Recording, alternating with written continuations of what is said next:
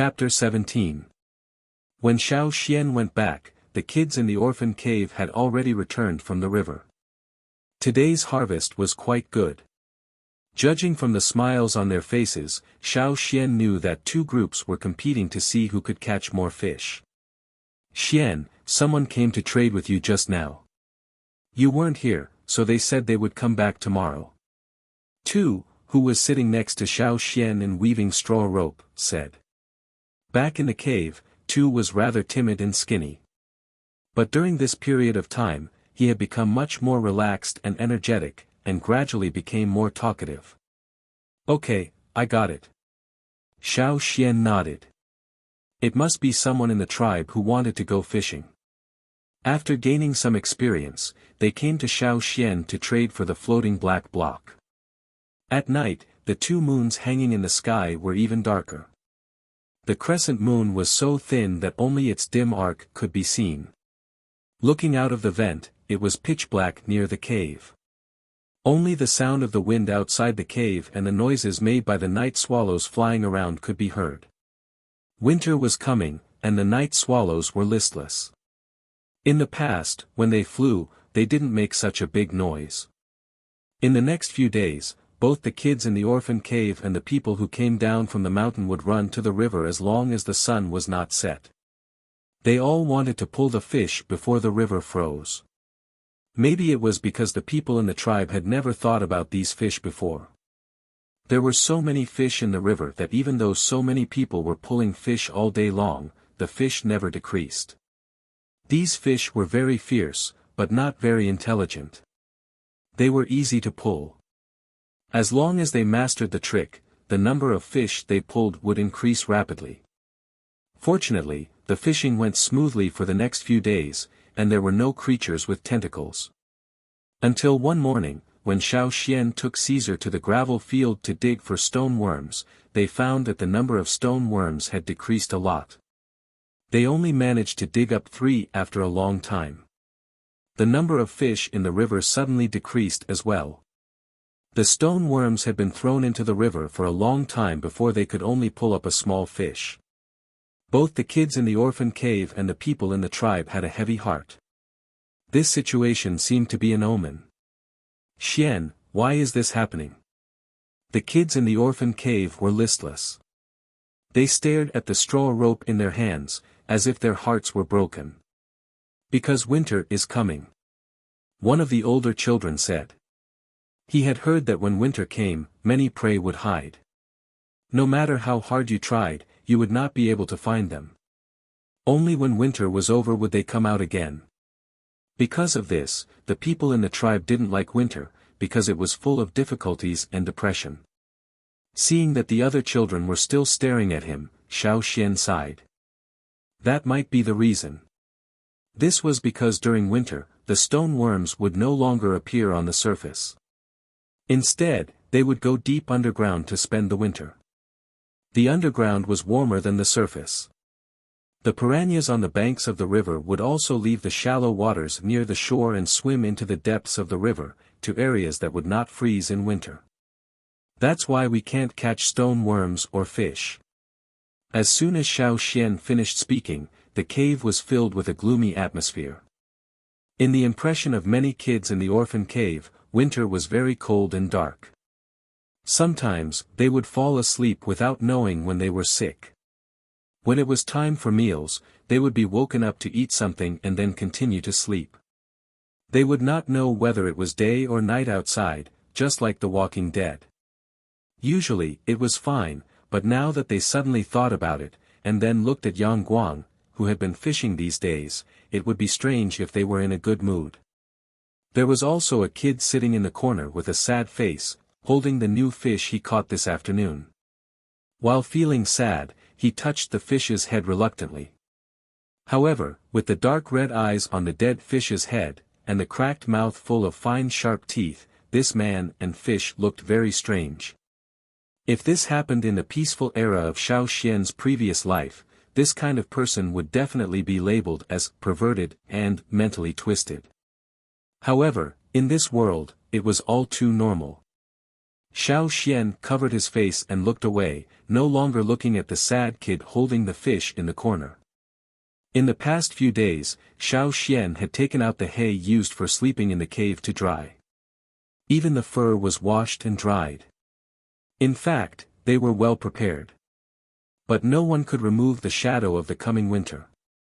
What happened in the past had left a deep impression in the hearts of the kids in the orphan cave, so Yang Guang could not get up no matter what. It was only noon, but the sky outside was already gloomy. While Xiao Xian was thinking about what to do in winter, Stutterer, who was sitting beside him, came over. Xian. I want to. Stutterer held back for a long time before he could express his thoughts clearly. Stutterer had a younger sister. When Stutterer lost his parents and was sent to the orphan cave, his sister was adopted by a family on the mountainside. The tribe valued girls more, and people who adopted girls could get more subsidies from the tribe. Most of the people in the tribe would awaken their totemic power. Boys would awaken their totemic power when they were about 10 years old, or not much later than 15 years old. That was why the kids in the orphan cave and those living in the mountain foot district only cared about eating and sleeping. They did not need to work hard. As long as they did not starve to death or die of illness, they would naturally become totemic warriors when they were old enough. Compared to boys, there were fewer girls who awakened their totemic power. Nearly 1/3 of them would never awaken their totemic power. However, the tribe would not treat them unfairly. On the contrary, girls were treated much better than boys in the tribe. Therefore, even though they were all orphans, some families were willing to take in girls. That was why there were no girls living in this cave. All of them had totemic power. Stutterer wanted to visit his sister before winter came. He wanted to bring her a fish and deduct it from his share. He came here to ask for Xiao Xian's opinion. Since Xiao Xian started fishing with the other kids in the orphan cave, his position was unshakable. As long as Xiao Xian agreed, the two oldest kids would not object even if they did not want to. Now, they would also ask for Xiao Xian's opinion if they needed to. Stutterer finished his sentence, and then stood there rubbing his fingers anxiously. He was worried that Xiao Xian would refuse, so he looked at Xiao Xian carefully. Of course, just come back before dark. Xiao Xian said. Thank you, Xian. Stutterer excitedly ran back and dragged a fish out of the cave. Looking at Stutterer happily dragging a fish out of the cave, Xiao Xian smiled. He stopped stuttering when he thanked me. It seems that I still need to stimulate him a little. Maybe once he gets excited, his stuttering problem will be cured.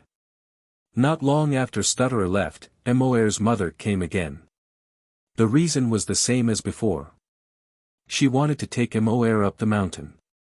Unfortunately, Moer was not willing to do so. No matter how hard his mother coaxed him, he did not relent. Maybe a few days ago, he had a big quarrel with the other kids on the mountain.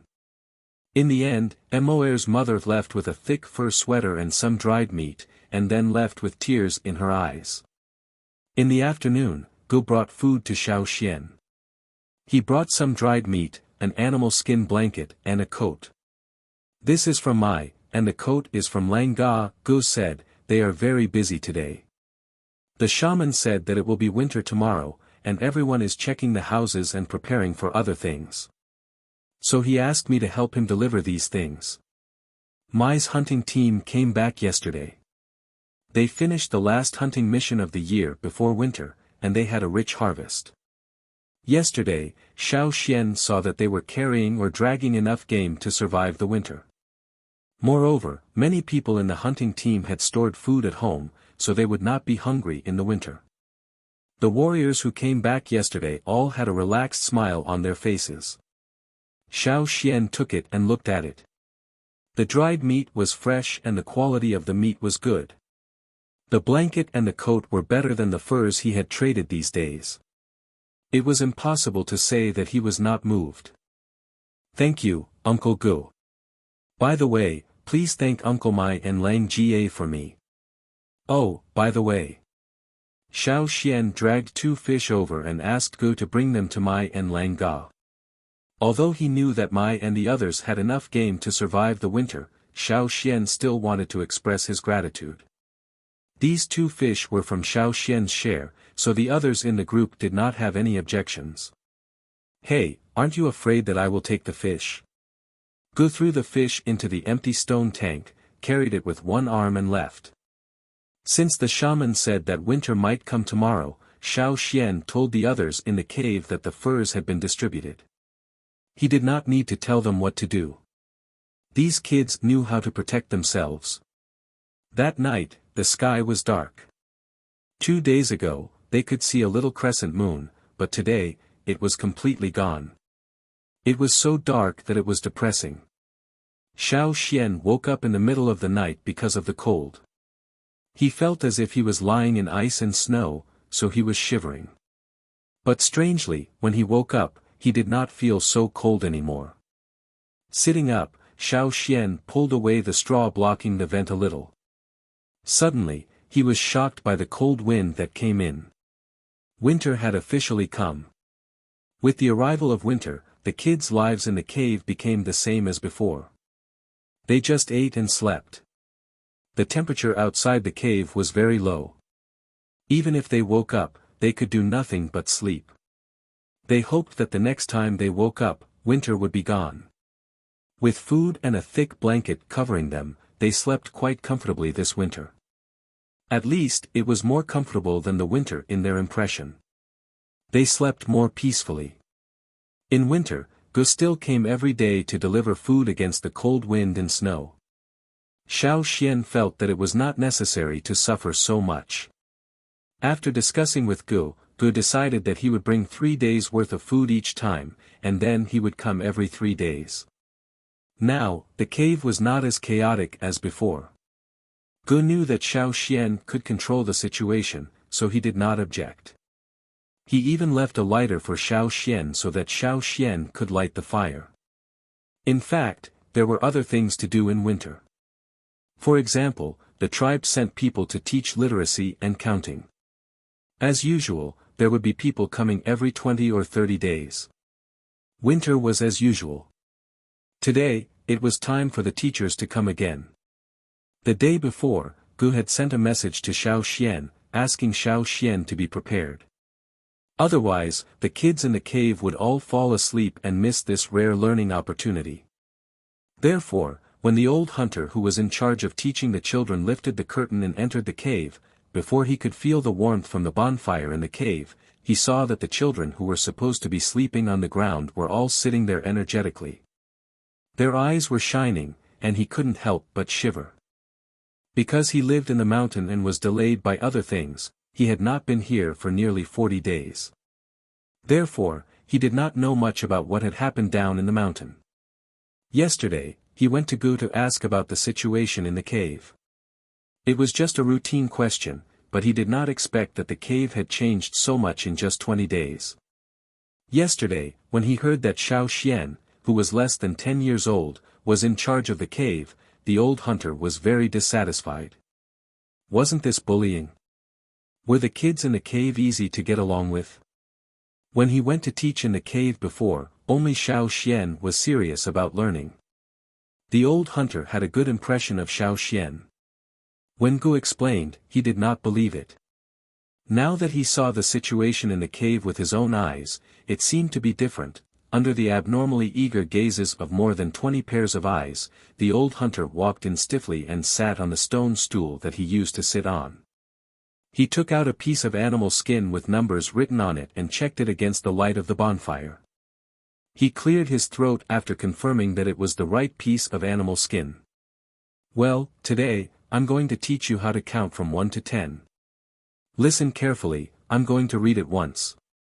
Cough, 1, 2, 3. After reading it once, the old hunter felt that the atmosphere around him was a little strange. He moved his eyes away from the scroll and looked up. He saw that the passionate gazes around him had become impatient.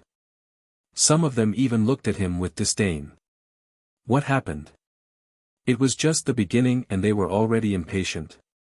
The old hunter was not happy. It was the same when he came to teach in the past. After he read 2 numbers, the kids would yawn and want to go to sleep. The old hunter was so angry that he had a headache. When the old hunter was about to scold them, he heard a kid complaining, "Why don't you go to sleep in the middle of winter? Just to let me listen to this? Only from 1 to 10. This old man can't do it." "That's right. Hey, old man, can you do it? Do you only know how to count from 1 to 10? Xian, if you can't do it, let this old man go. Let someone else do it." "That's right. Let someone else do it. Let someone else do it. Let him go." Xiao Xian looked at the old man holding the animal skin roll and found that the veins on the old man's forehead were throbbing. How rare was that? The old hunter would never have thought that this bunch of brats would actually love to learn. Chapter 18. Of course, the person who was in charge of teaching was not an idiot who could only count from 1 to 10 at his age. Moreover, he was an old hunter. Even if he did not know much about other things, he was definitely good at counting. It was a necessary knowledge to go out hunting, and the competition between hunting teams also required numbers. Knowing that the kids in the cave could almost count from 1 to 30, the old hunter was surprised, but also happy and gratified. He loved teaching, but it was a pity that the kids in the mountain did not need his guidance at all. It was rare for him to be in the mood, so he taught with all his heart today. Now that they could learn more numbers, the noisy cave quieted down. They no longer clamored for a replacement, and the little cubs all pricked up their ears to listen. Xiao Xian mainly read the language of the tribe, while the kids learned more numbers. The most boring one in the cave was probably Caesar, who was sleeping on the straw mattress. When the old hunter left, he was not satisfied yet, and he was reluctant to leave. In the past, he would only come here 2 or 3 times in a winter, but now he had a great time teaching. Even if he wanted to come a few more times, he could not go down the mountain every day. After some consideration, the old hunter kept the animal skin in his hand. It was not the one he took out at the beginning, but a bigger one with more numbers and words. He asked Xiao Xian to keep it, and anyone who wanted to see it could go to Xiao Xian. The vents in the cave had been blocked with straw, so no light could come in. Since winter came, the cave had no difference between day and night, so it was impossible to have a fire burning all day long. There were some firewood in the cave. 2 days ago, some warriors brought it here, but it was not enough to burn all day long. Xiao Xian looked at the fire, and thought that if the cave could be brighter, it would be more convenient for him to do anything. Caesar was lying next to Xiao Xian, eating raw fish. He did not like cooked food.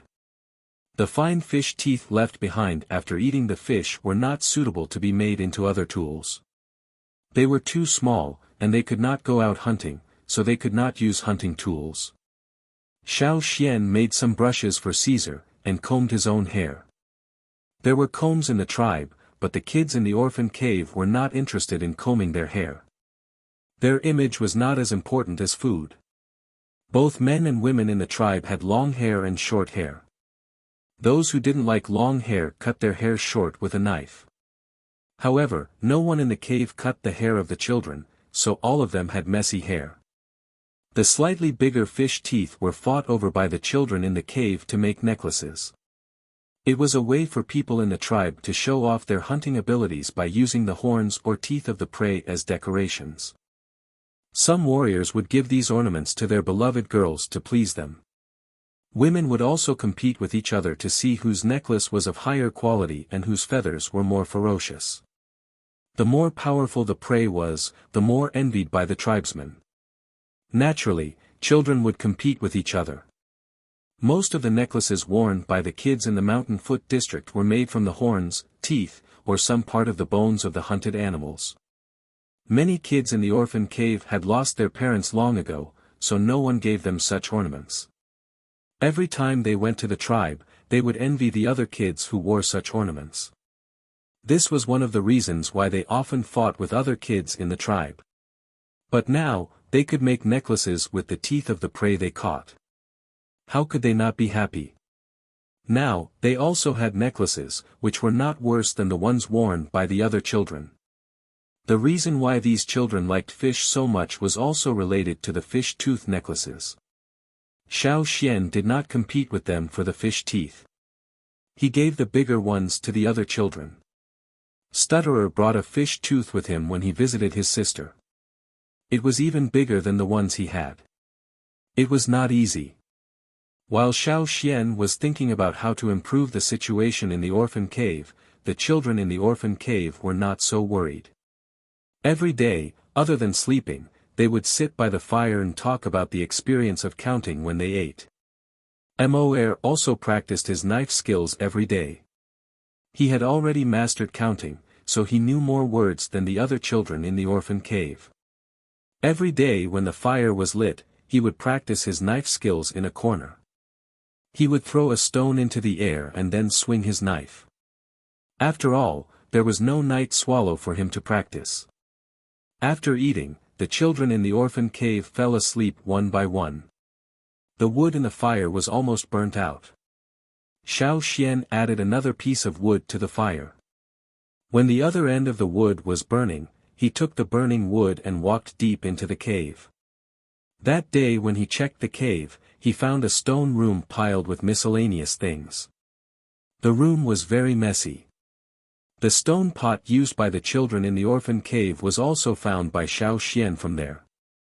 Except for the stone pot, Xiao Xian did not pay much attention to anything else. Since he had nothing to do today, he took the torch and went there to see if he could find something useful. Although the ventilation of the sleeping place was blocked, there were still some small cracks and openings in the cave that connected to the outside. As he walked deeper into the cave, he could feel the cold wind blowing. Fortunately, the wind was not strong, so the flame only jumped a few times and would not be blown out. Xiao Xian wrapped himself in the animal skin coat and continued to walk in according to his memory. Caesar followed closely beside him. There were many stone rooms deep in the cave, which were distributed in the shape of branches.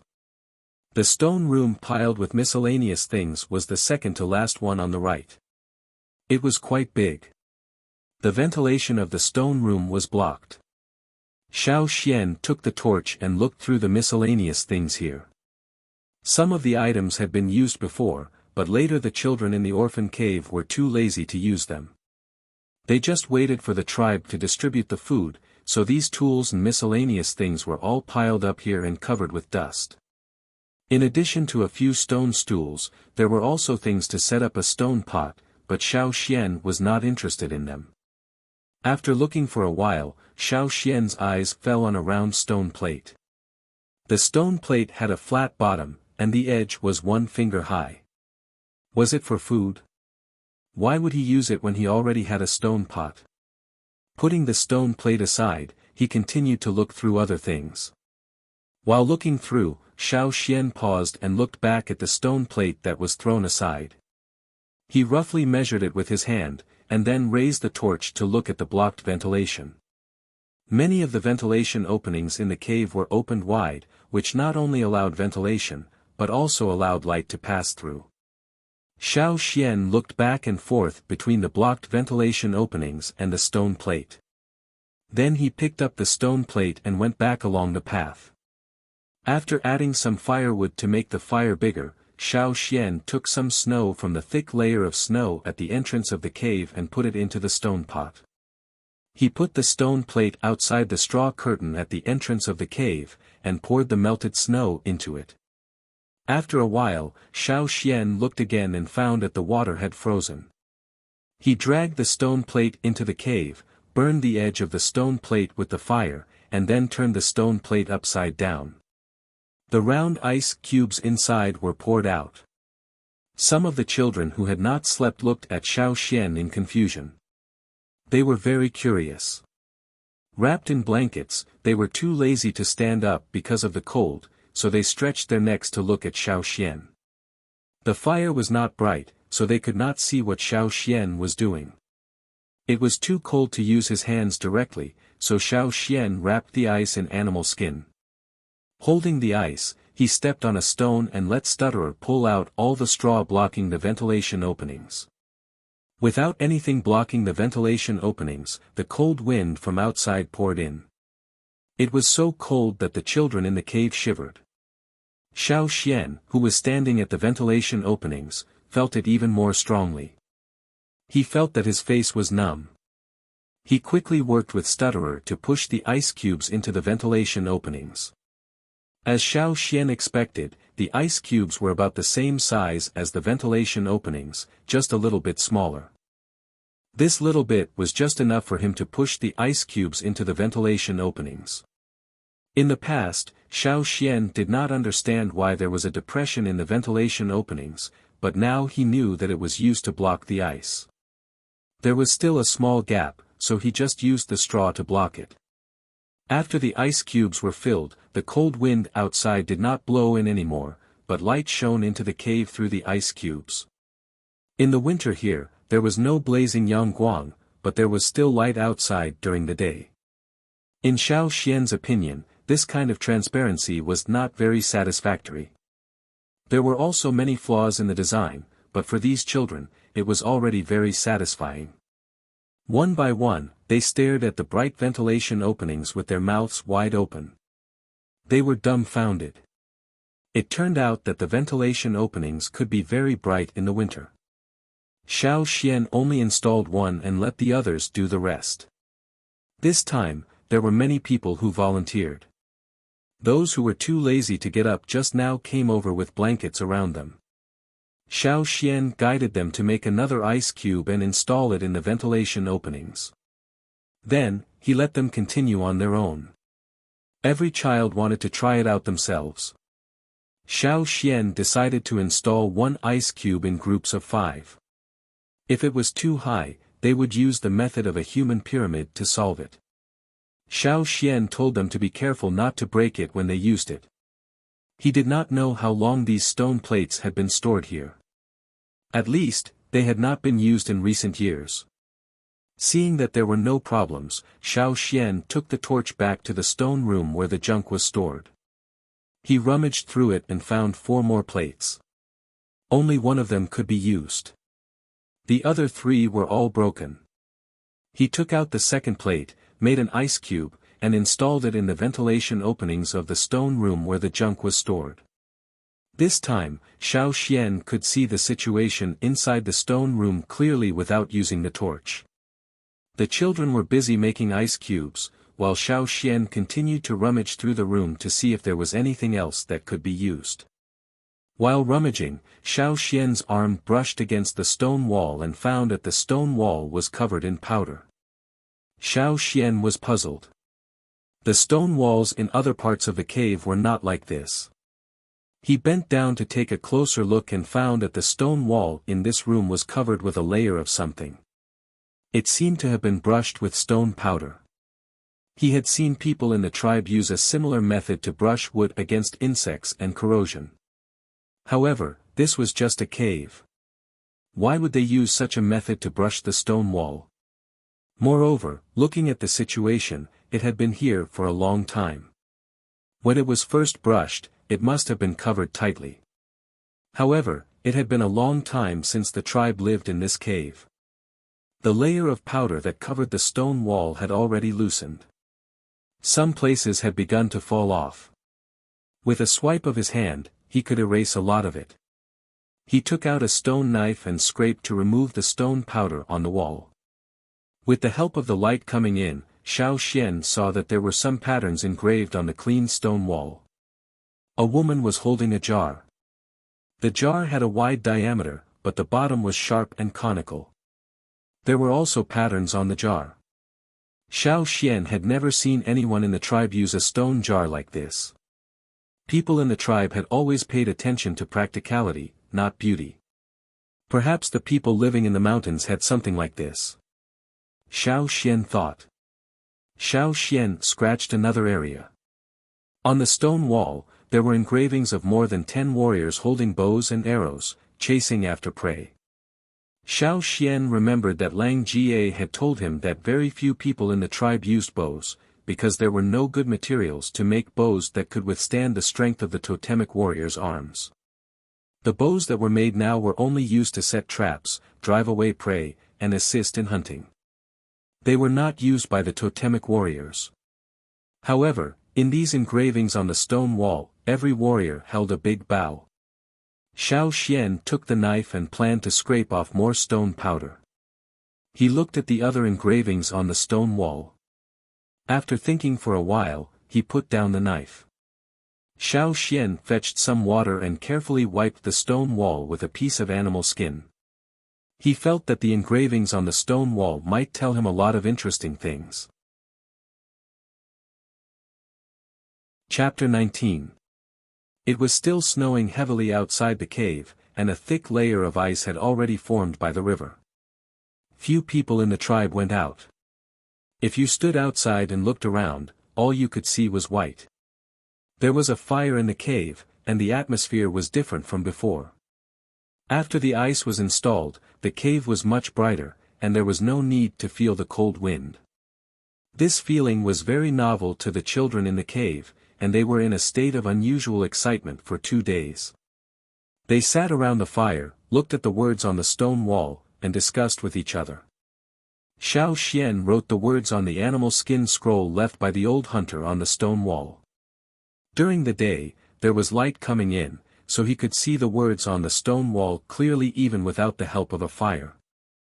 After learning these, the old hunter would not have to teach from the beginning every time he came.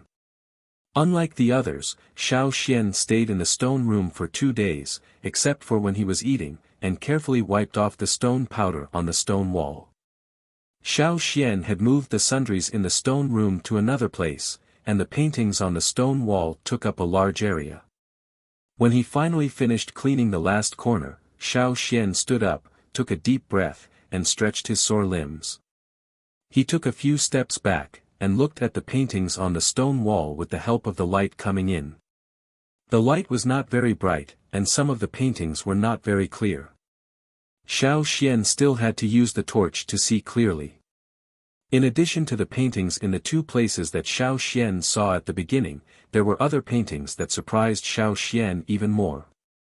The paintings on the wall also involved farming and animal husbandry. There were people working in the fields, people driving the sheep with whips, there were people wearing fur coats and holding small and fancy wine glasses, people standing on boats and casting nets to catch fish, and groups of women picking vegetables with baskets in their hands. There were even some people riding horses. There was also a painting of an adult running with a child on a horse. Next to it was a painting of a battle or a hunt. This painting was longer than the others, and took up almost half of the left wall. In front of the painting, there was a tall horse, and on the horse was a warrior with a long feather ornament on his head. He was obviously stronger than the others, and his head was held high. He looked very imposing, and should be the leader of these people. Behind the strong warrior, there were several horses galloping behind him. There were also some wolves. No, that's not a wolf. Compared with Caesar, the animals in the painting had long and curled tails. A few of them even had their tails curled upward. Is it a hunting dog? Some of the hounds opened their mouths and stuck out their tongues as if they were panting. 2 of them tilted their heads to the side as if they were listening to someone.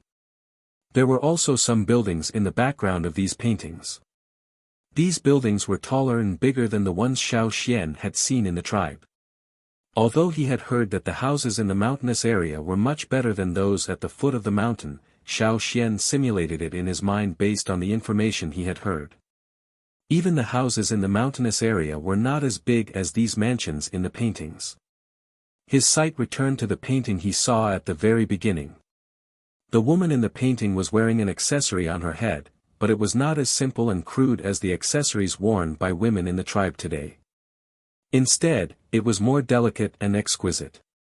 As for the jar she was holding, if those jars were not stone jars, Xiao Xian thought of a possibility: pottery. How long had these paintings existed? If it was about the same age as this stone room, it should have been hundreds or thousands of years. Thousands of years ago, there had been animal husbandry, breeding and other agriculture, fishing and pottery. There were also many different kinds of hunting tools. There were even hunting dogs, which were real hunting dogs, unlike Caesar, who was accidentally brought back to be raised as a poor wolf. Xiao Xian suppressed the shock in his heart and continued to look. The paintings on the left stone wall were obviously different from the ones on the right. In the middle, where the left and right were separated, Xiao Xian could not understand what the paintings were. They were too abstract and looked a little messy at first glance. Xiao Xian also could not make a guess based on the paintings before and after. However, it was obvious that after this painting, the style of the paintings seemed to have suddenly fallen from the vigorous and confident state to a state of depression. Many of the paintings revealed a sense of bleakness and desolation. There were women kneeling and crying, children standing on the ground staring blankly at something, as if they were infinitely confused. The background of the paintings was not those big houses, but the cave where Xiao Xian was now. There were no more agricultural and livestock raising, no more women carrying baskets to gather food, no more riding and shooting, no more hunting dogs, no more pottery that was much more exquisite than stone tools. No matter if it was the left or the right stone wall, there was a symbol above the paintings, the tribe's totem. The Yanjiao tribe's totem looked like the horns of a double-horned rhinoceros, but the horns were longer and carried flames, just like the tribe's name. Then, what was carved on the wall was the Yanjiao tribe. Xiao Xian recalled that archaeology classmate from his previous life had said that murals and rock paintings were usually used to depict the lives of the people of that era, or the things that people of that era imagined or hoped for. It was also a kind of spiritual sustenance for the people of that era.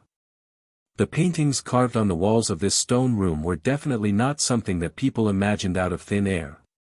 The emotions in the paintings were too strong. Only real experiences and things could arouse people's deeper, more intense, and more profound emotions. What did the tribe encounter?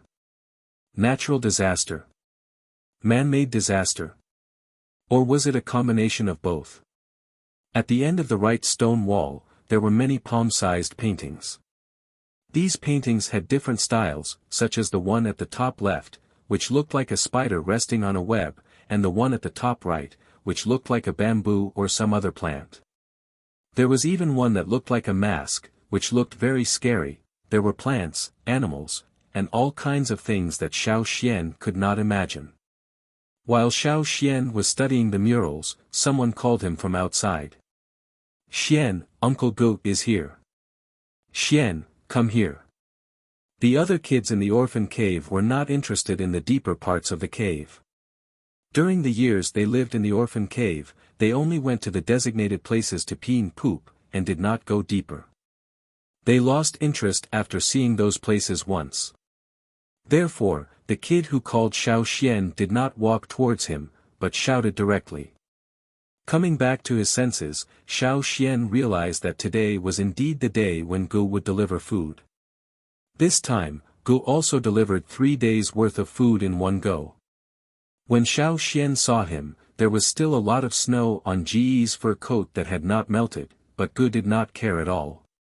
His eyes were fixed on the air vents filled with ice, and he was still fiddling with the stone plates in his hands. Obviously, he did not expect that there would be such things in the orphan cave.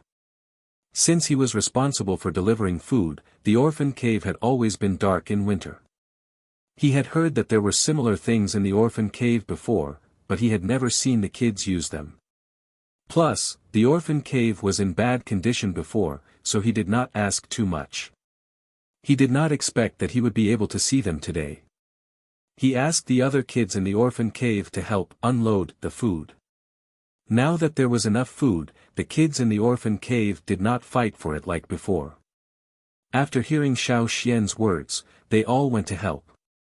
Then Xiao Xian distributed the food according to groups. As for how to distribute the food, he did not need to worry about it. Today, Xiao Xian did not let Gu leave immediately. Instead, he asked Gu to tell the kids about the tribe. After all, Gu had nothing else to do after delivering the food. Xiao Xian just wanted to get more information from Gu. to see if he could connect it with the paintings on the stone wall. Unfortunately, what Gu said was similar to what Xiao Xian heard from the Lang Jie and the others. There was nothing he wanted to know. Gu drew a pattern on the ground with a charred twig. Xiao Xian knew that Gu glanced at him several times. Obviously, Gu had seen what he was drawing, but he did not show any abnormality. Apparently, Gu did not recognize this pattern. What Xiao Xian drew was one of the patterns with different styles on the right wall of the stone room. Gu could be considered as a senior warrior in the tribe, but he did not recognize this pattern. Xiao Xian sighed in his heart. It seemed that it would be difficult for him to know more about the paintings on the stone wall. Actually, at the end of the painting on the right side of the stone room, there was a sentence below the pictures of different styles. However, Xiao Xian didn't recognize some of the words and couldn't connect the rest of the sentence. Although Xiao Xian could speak the language here fluently, he was still unfamiliar with many words. Xiao Xian calculated the time when the old hunter would come again, so he learned the few words. He would ask when he had the chance. After another 10 days, the old hunter finally came down from the mountain and came to the cave again. He was surprised to see the changes in the cave. After checking, he found that the kids in the cave had indeed learned a lot. The old hunter was very happy. He took out another animal skin roll and taught them something new. During his free time, Xiao Xian asked him about some words. These words were not all from the stone wall, there were other words mixed in. Xiao Xian did this because he didn't want the old hunter to be suspicious. However, it turned out that Xiao Xian thought too much. The old hunter was very interested in teaching and did not think too much about other things. He only thought that Xiao Xian had seen these words from someone else, so he was very interested in teaching Xiao Xian how to recognize them one by one. After the lesson, the old hunter even praised Xiao Xian, "These few words are well written, they're very impressive. You will definitely be a brave warrior in the future." Xiao Xian just smiled and did not say anything. The words that were praised were written by him imitating the words on the stone wall. He didn't copy them exactly, but because he copied them, it carried some of the charm and grandeur of the original. It seemed that the person who painted and wrote in the stone room was also a warrior, and probably very powerful. After the old hunter left, Xiao Xian wrote the words on the stone wall from the old hunter's new animal skin roll for the kids in the cave to study. Then he went back to the stone room. After recognizing the words, Xiao Xian finally knew what the words were. "One day, we will return to our homeland. The glory is still here, and the fire of Yanjiao will never die." There was a word, praise, at the end of the sentence. It was probably the name of the owner of the stone room, the person who carved and wrote these words on the stone wall. The last sentence was carved very deeply, even deeper than the other paintings. The last few words were especially deep, which showed how strong the feelings of the person who wrote these words were. Although he didn't know why the murals were painted with stone powder, Xiao Xian was still very grateful to the person who painted and wrote these words. He admired them. From the words, he could tell that the person's situation, or the whole tribe's situation, was not good. It was even desperate, but the person did not give up. No matter how desperate the situation was, as long as they were alive, as long as the tribe was still there, it meant that there was still hope. Xiao Xian took the carbonized branch and drew a thumbs up behind the word, praise. "Here's another, praise, for you." Chapter 20. Xiao Xian stayed in the stone room every day, learning all the patterns on the right wall. He also studied the paintings on the wall, thinking that they might be helpful in the future. Anyway, he had nothing to do. Winter passed day by day, and it was much calmer than he had imagined. In this winter, all the kids in the orphan cave stored fish, and with the food and firewood distributed by the tribe, as well as some common winter herbs prepared by Go for Xiao Xian, nothing unexpected happened. 2 days ago, a younger kid caught a cold and had a fever. Xiao Xian boiled the herbs Go gave him and fed him. His condition stabilized within 2 days. As long as the kid could survive this period of time, he would be fine. If his body was too weak, the herbs would be useless, and he would disappear from the world like the original body of Xiao Xian. Fortunately, before winter, the kids in the orphan cave often went out for activities, so they ate well and their bodies became stronger. The morbidity rate was not as high as in previous years. In the stone room, Xiao Xian put a firm mat on the ground. Sometimes when he studied the murals too late, he would directly sleep here. Drawing a pattern on the ground with his finger, Xiao Xian sighed after finishing one. 2/3 of the winter had passed, and there were still about 20 or 30 days left. If he could survive this, he would feel much better. Staying in the orphan cave every day made him feel like he was going to get moldy and rusty. He felt listless. While he was thinking, Caesar, who was lying next to him, moved his ears and looked outside the stone room. Then Xiao Xian heard Ji's voice. Today was not the day he had promised Gu to deliver food. Was it because he had been thinking too much in the stone room that he remembered wrongly? With doubts, Xiao Xian walked out of the stone room and went to have a look. Uncle Gu, what are you doing? Xiao Xian looked at the triangles he had drawn on the stone wall to keep track of time. Because Gu came every 3 days, Xiao Xian did not use the word "thing" to keep track of time. Instead, he drew triangles. However, there was still one stroke left for the last triangle, which meant that Gu would come tomorrow. Gu stood next to the bonfire and shook off the snow on his clothes. He took out a roll of animal skin and said, "I'm looking for someone. Call all those who are over 11 years old here." Xiao Xian took the scroll and looked at it. There were 7 names written on it, including Stutterer and Butcher. The two seemed to have thought of something, and their eyes lit up as they looked over in anticipation. The names written on the animal skin roll were the same as what Xiao Xian knew. Xiao Xian called the people over and woke up the 2 who were still sleeping. The person who was forcibly woken up from his sleep and was still in a daze stopped rubbing his eyes when he saw Gu and the children standing beside him. Suddenly, he quickly packed up his things and ran to Gu with a grin on his face. Ji's sight paused on the fish-tooth necklaces hanging around the 7 children's necks. Then he glanced at the name tags they were wearing and checked them one by one. He was usually responsible for delivering food, so he had some impressions of the children in the orphanage. However, this time he could not be careless. He had to double-check. Yes, these are the 7. Gu put away the animal skin roll and threw a leather cloak to each of the 7 children. He said, "Put it on and follow me out later. Moer, you come with us." Moer was only 11 years old after the winter, so he was only 10 years old now. Hearing Ji's words, Moer put on his clothes and carried his knife. Unlike the other children, who were either excited or envious, he calmly walked over, as if he had expected this. "All right, Xian, you go back to sleep. I'll leave with the others first. I'll deliver the food on time tomorrow." Gu lifted the straw curtain and left with the children. Xiao Xian lifted the thick straw curtain a little. The cold wind blew in and made his eyes hurt. His vision was a little blurred, but he could still see the thick layer of snow outside the cave and the path made by Gu. The snow on both sides of the path was higher than the children walking on the path. The little figures were shivering because of the cold, but they still followed Gu closely. Their footsteps showed no sign of retreating, instead, they were eager. Xiao Xian put down the straw curtain and went back into the cave. The rest of the children in the cave were no longer sleepy. They all stared at the fire in a daze. Xiao Xian knew why. After the winter, there would be a snow festival and a sacrificial ceremony.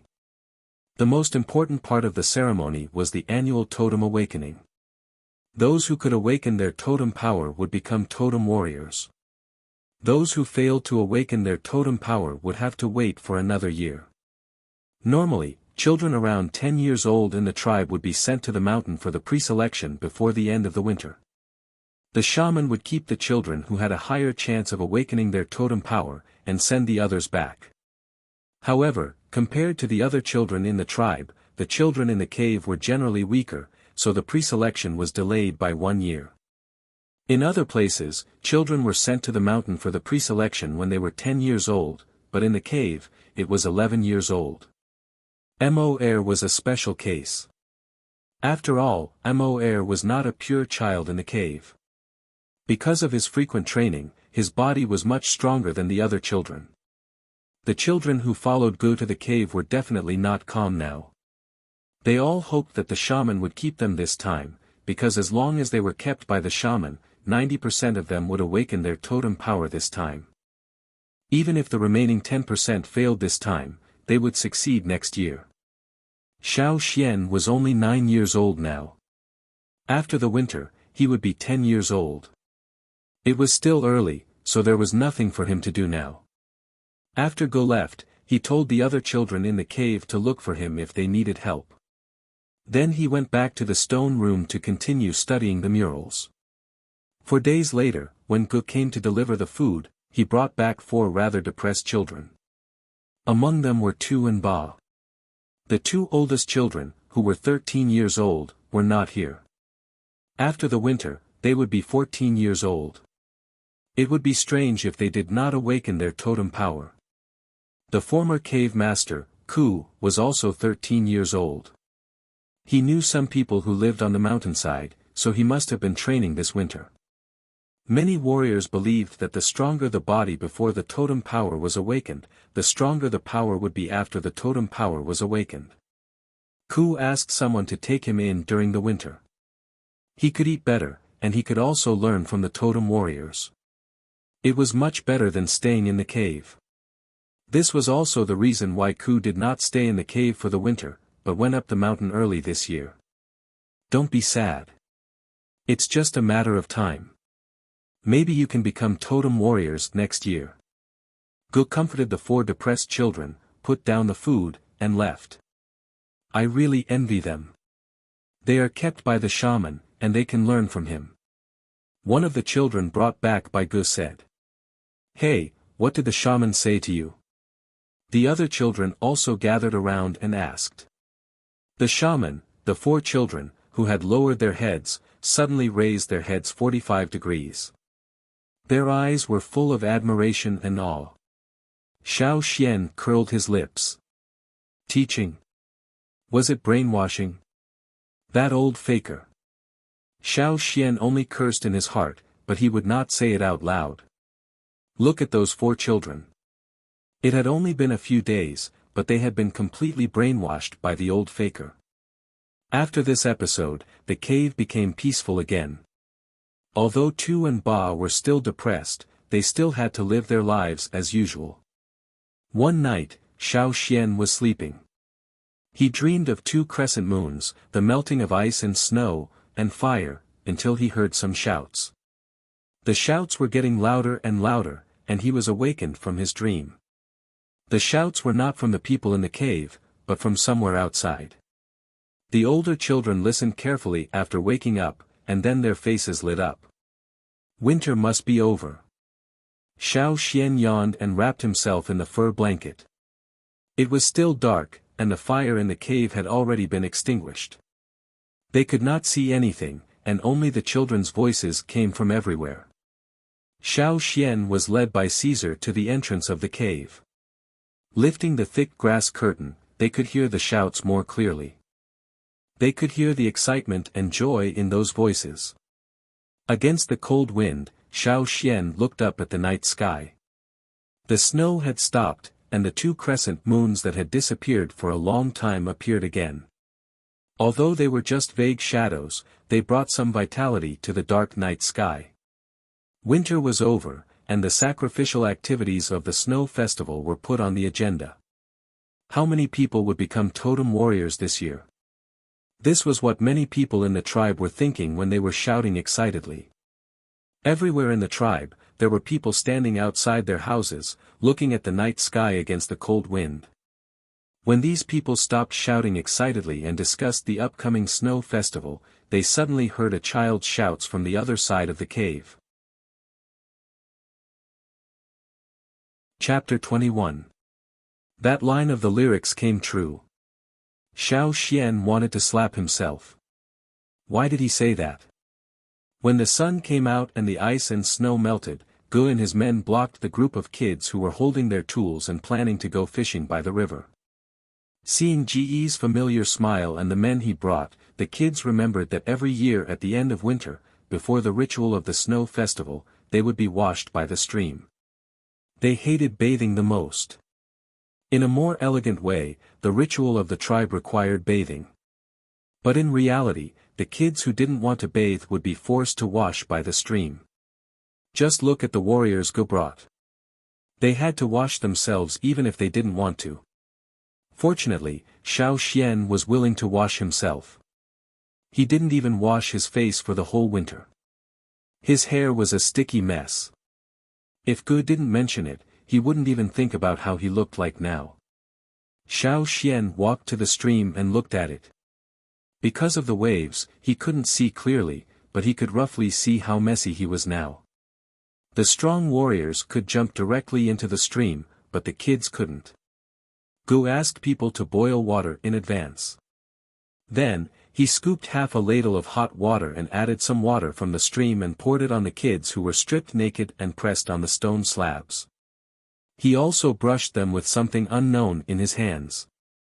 Every time he brushed them, a large amount of black water flowed down. These kids were almost turned into clay figurines. Scoop after scoop of water, they were brushed clean. After brushing them, they were thrown on the haystack nearby. Someone would wrap them in clean animal skins and bring them back to the cave. The animal skins that the kids wore before were also taken away by the women in the tribe to be washed. They would only be brought back after they were washed and dried. Xiao Xian's eyelids twitched as he watched this scene. He felt like he had entered a meat processing factory. Seeing Gu looking at him, Xiao Xian immediately said, "I'll do it myself. Give me a ladle." Seeing that Xiao Xian was very cooperative, Gu threw him a ladle and then focused on the other kids. Anyway, none of the kids who survived the winter could escape. The children who were brought back to the cave after bathing were told that the snow festival ceremony would be held the day after tomorrow. This was the witch's decision. No one would argue or complain. It could be seen that the old faker's brainwashing was very successful. Even though he was tortured like this, he didn't complain at all. After 3 days of winter, the thick layer of snow at the entrance of the cave quickly melted. Naturally, the ice in the vent of the cave could no longer hold up. However, once the winter ended, the temperature rose quickly.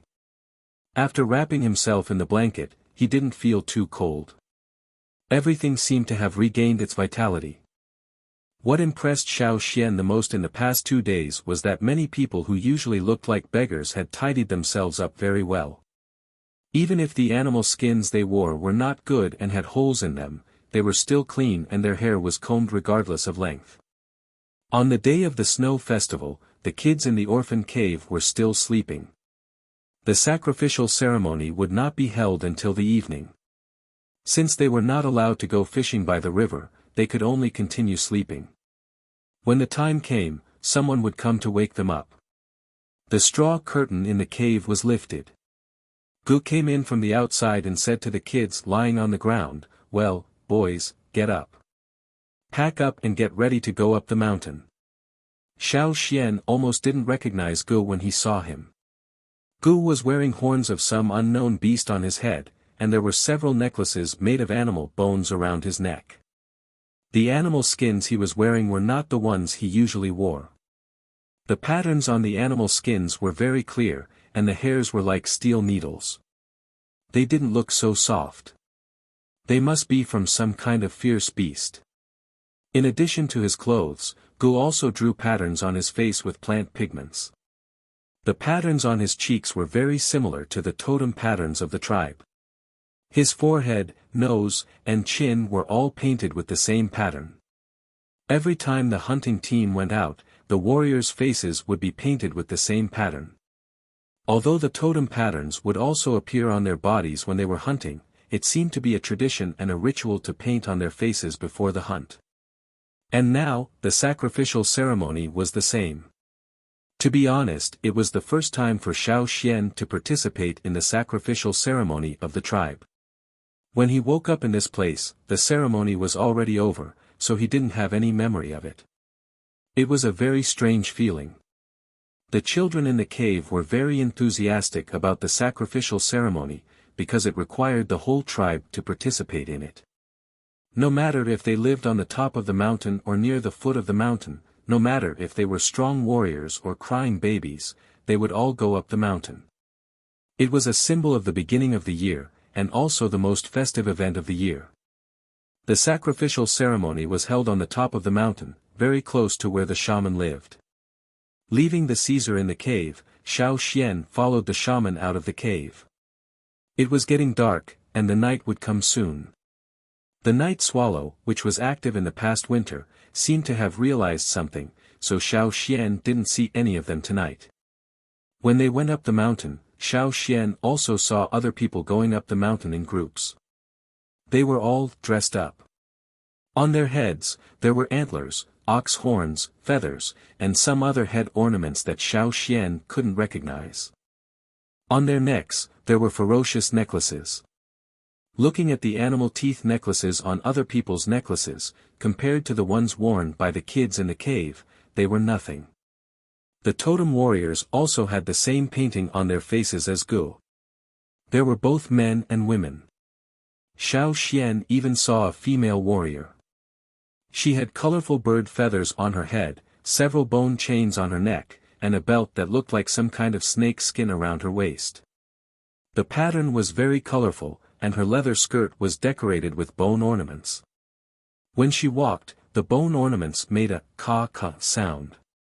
Gu said that she was a very strong female warrior, and had some status in the tribe. When the other women saw the ornaments on the female warrior, they looked at her with admiration and admiration. In comparison, Xiao Xian and the others were like weak chicks walking in the middle of a group of strong human-faced warriors. Xiao Xian also saw other kids in the tribe. No matter if they lived near the foot of the mountain, on the mountainside, or on the top of the mountain, they all dressed up like adults. It was just that the visual impact on Xiao Xian was not as big as that of the adults. However, it was obvious that the higher up the mountain, the more advanced the ornaments worn by the kids living there. The kid walking in the front with the strong female warrior was as arrogant as a fart. "What are you wearing? A wild boar head?" Xiao Xian's eyes twitched. He looked away from the kid and found that the eyes of the kids in the cave were shining. They were enviously looking at the kids wearing advanced ornaments. Their bodies were cut, and they were so tough. It was wild, mysterious, and filled with such strong barbaric colors. Xiao Xian's face was stiff all the time. This was the first time he clearly felt that he was living in a primitive tribe. Chapter 22. This was the first time that Xiao Xian went up the mountain. The higher the status of the people in the tribe, the higher the place they lived. As they got closer to the top of the mountain, Xiao Xian felt that the children beside him, as well as Gu and several other warriors, who were leading the way, were no longer as casual as they were at the foot of the mountain. They became much more cautious. When Xiao Xian and the others arrived, there were already many people gathered around the fire pit. People who lived at the foot of the mountain stood far away from the fire pit. According to the distribution of living places, the higher up the mountain, the closer they were to the fire pit.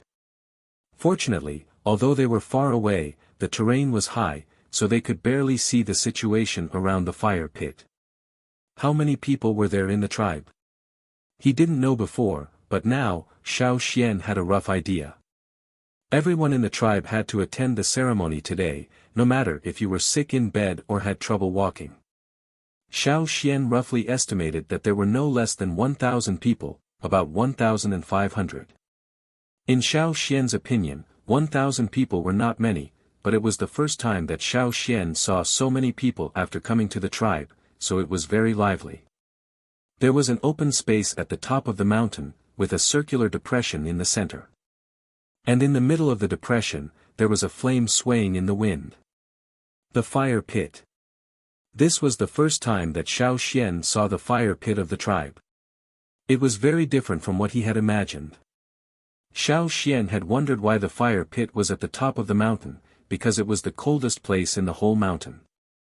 Besides, the tribe already had relatively mature fire starters, so why did they still keep the fire pit? Everyone was full of awe when talking about the fire pit, and looked at the top of the mountain with unshakable piety. People in the tribe said that the fire pit was related to the rise and fall of the tribe. As for how it was related, Xiao Xian had never learned it from others. Now, he could only find the answer with his own eyes. The top of the mountain was large enough for everyone in the tribe to stand. The depression in the middle had a radius of 4 to 5 meters, but the small flame burning in the center of the depression was like an ordinary candlelight. It was not bright and looked as if it would be extinguished by the wind. Moreover, Xiao Xian didn't see any firewood or other combustible materials in the fire pit, nor did he see any combustible materials under the flames. Over there was the fire seed that had existed in the fire pit for a long time. There was a circle of wooden stakes around the fire pit. The stakes were as tall as a person and very thick. There was a stone basin on top of each stake. Fresh meat, fruits, bird eggs and other things were piled up in the basins. They should be the sacrificial offerings. There were also people standing beside the stakes. Listening to the discussions around, Xiao Xian knew that those people were the strongest hunters in each hunting group. Some of them were young people, and some were almost middle-aged. There were 50 people in total. Those people also had the same patterns on their faces as Gu and the others. The difference was that the patterns on their faces were not only black, but also white and red. They were dressed more solemnly. One of them had a huge antler on his head, which was much bigger than the ones that Xiao Xian saw along the way. The antler almost covered the man's entire body. Except for the warrior with the huge antler, the others were not inferior to him. Xiao Xian thought that what he had seen on the way up the mountain was already exaggerated enough. He didn't expect that there would be even more exaggerated ones here. Suddenly, the discussion around him became quiet. Xiao Xian looked over. It was the chief and the shaman. Wherever they passed, the crowd automatically made way for them. They were especially respectful. The chief also had a thick antler on his head, while the shaman was dressed lightly. He didn't wear anything too exaggerated. He only held a crutch, his back was a little hunched, and he was wearing a gray cloak made of animal skin. This was the second time that Xiao Xian saw the shaman. He didn't feel much different from when he raised Caesar last year. Following behind the chief and the shaman were the people that people cared about the most in this ceremony. There were nearly 80 children, ranging in age from 10 to 14. These children followed the chief and the shaman to stand by the fire pit one by one. Xiao Xian saw 4 people in the cave, including Moer. When he was in the cave, those children were so grumpy. But now, they were as quiet as obedient babies. Their hair was combed and some bone ornaments were woven. Since Xiao Xian met them, he had never seen them so neat. There are so many children this year.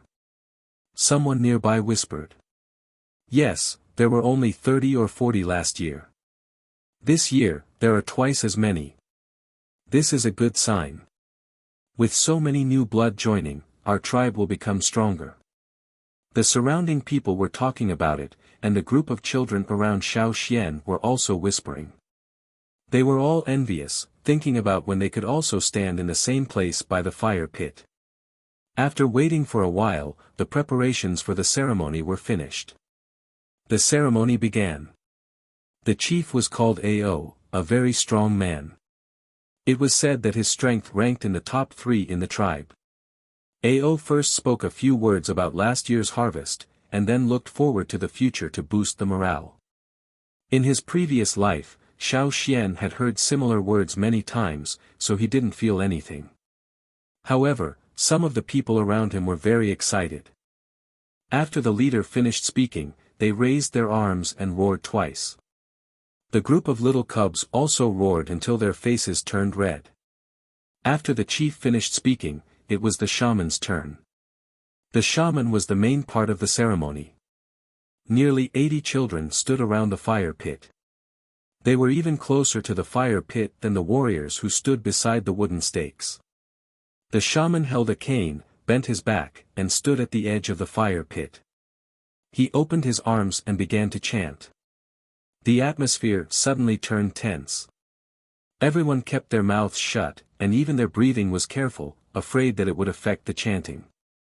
The Xiao Xian didn't understand what the shaman was singing. It didn't seem to be the tribe's usual language, and the tone was strange. However, the weirder thing was still to come. With the shaman's chanting, the flame in the middle of the fire pit jumped and rolled. Without any combustion-supporting materials, the flame grew bigger and bigger, spreading to the surroundings. The flame rose higher and higher until it reached the edge of the fire pit and covered the whole sunken fire pit. The flame also jumped to 3 meters high. At the same time, above the flame, a pattern formed by flames gradually appeared, becoming clearer and clearer. The flame formed a pair of horns that were connected at the bottom and curved in the same direction, one inside and one outside. The 2 horns were wrapped in flashing flames. That was the tribe's 2-horn totem. The first of the 3 flames of the fire pit, Soaring Flame. Soaring Flame, the totem appeared. Not only did the totem patterns appear around the fire pit, but the totem patterns on the bodies of all the warriors present also appeared. Everyone stared at the direction of the fire pit with pious eyes. The sky was completely dark, and 2 crescent moons appeared at the 2 ends of the night sky. But at the top of the mountain, because of the raging flames in the fire pit, the surroundings were brightly lit and covered with a layer of red. The shaman's chanting didn't stop, but became louder and louder. Then, the sound of drums with a specific rhythm joined in. There were also the sounds of bones and stones hitting. Someone was beating the animal skin drum. The sound of the drum varied, but it was different from the sound of some drums that Xiao Xian had heard in his previous life. The sound of bones, stones, and drumming. The male and female warriors standing beside the wooden stakes also moved and joined in. They followed the shaman's chanting, one after another, with a certain distance between them. They formed a circle around the fire pit, waving their hands and feet and jumping. That was the ancient dance that had been passed down since the founding of the tribe. Xiao Xian remembered the words of his classmate who studied archaeology. Many tribes have their own ancient dances, and it is also a very important part of the sacrificial ceremony of each tribe. It carries the unique ritual of the sacrificial ceremony of the tribe in a specific era, and also conveys the worship of the tribe to their ancestors. Not everyone can learn and dance this kind of dance, and it has to be done according to the ancient teachings passed down in the tribe. But now, those who were jumping around the fire pit were all elites in the tribe, and were also recognized by the tribe to be qualified to dance the ancient dance in the sacrificial ceremony. Although those movements were funny in Xiao Xian's eyes, such an honor was indeed what everyone in the tribe wanted. When he was in the cave, Xiao Xian had heard a lot of kids fantasizing that one day they would become a member of the ancient dance in the sacrificial ceremony. The rhythm of the performance was indescribably strange. The individual notes were either ear-piercing or dull, but when these notes were combined together, they were extremely suitable for the current situation. It made people feel that this was how it should be. At this time, place, and occasion, this was how the rhythm of the music should be. However, compared to the ancient dance and the special rhythm, Xiao Xian cared more about those children standing by the fire pit. When those selected warriors were dancing the ancient dance around the fire pit, the flames in the fire pit rolled up higher, and many flames flew out. Yes, they flew out. Sparks and flames flew out of the fire pit one after another and floated in the air. The second flame of the fire pit, Flying Flame. None of the children who were closest to the fire pit avoided it. They still stood there respectfully, letting the flames fly to their bodies. Xiao Xian stared at them with his eyes wide open. After the flames flew to the children, they didn't burn them. Even their clothes didn't burn. It was as if the flames directly merged into their bodies. As more and more flames merged into their bodies, the special patterns of totem warriors gradually appeared on some of the children's bodies. The more flames they touched, the clearer and more perfect the patterns became. The boiling flames didn't only touch the children who were selected by the shaman around the fire pit, but also spread to the edge of the gathering place. Many flames floated to the place where Xiao Xian was sitting. Looking at the flames getting closer and closer, Xiao Xian wanted to dodge out of reflex, but he forced himself to calm down. Since the others didn't move, it shouldn't be as harmful as he thought. Indeed, after touching the flames, Xiao Xian only felt a very comfortable warmth, but didn't feel burned. Now Xiao Xian was relieved. He continued to stare at the fire pit, ignoring more and more flames flying to him. The children around the fire pit were the luckiest ones this year. They would obtain abilities from the flames of the fire pit and awaken their totem power. He didn't know whether the 3 children from the orphan cave and Moer, who was only half a person from the cave, could succeed in awakening their totem power. While he was watching, Tu, who was standing next to Xiao Xian, called his name in a low voice. Xian. Xian. What? Xiao Xian came back to his senses.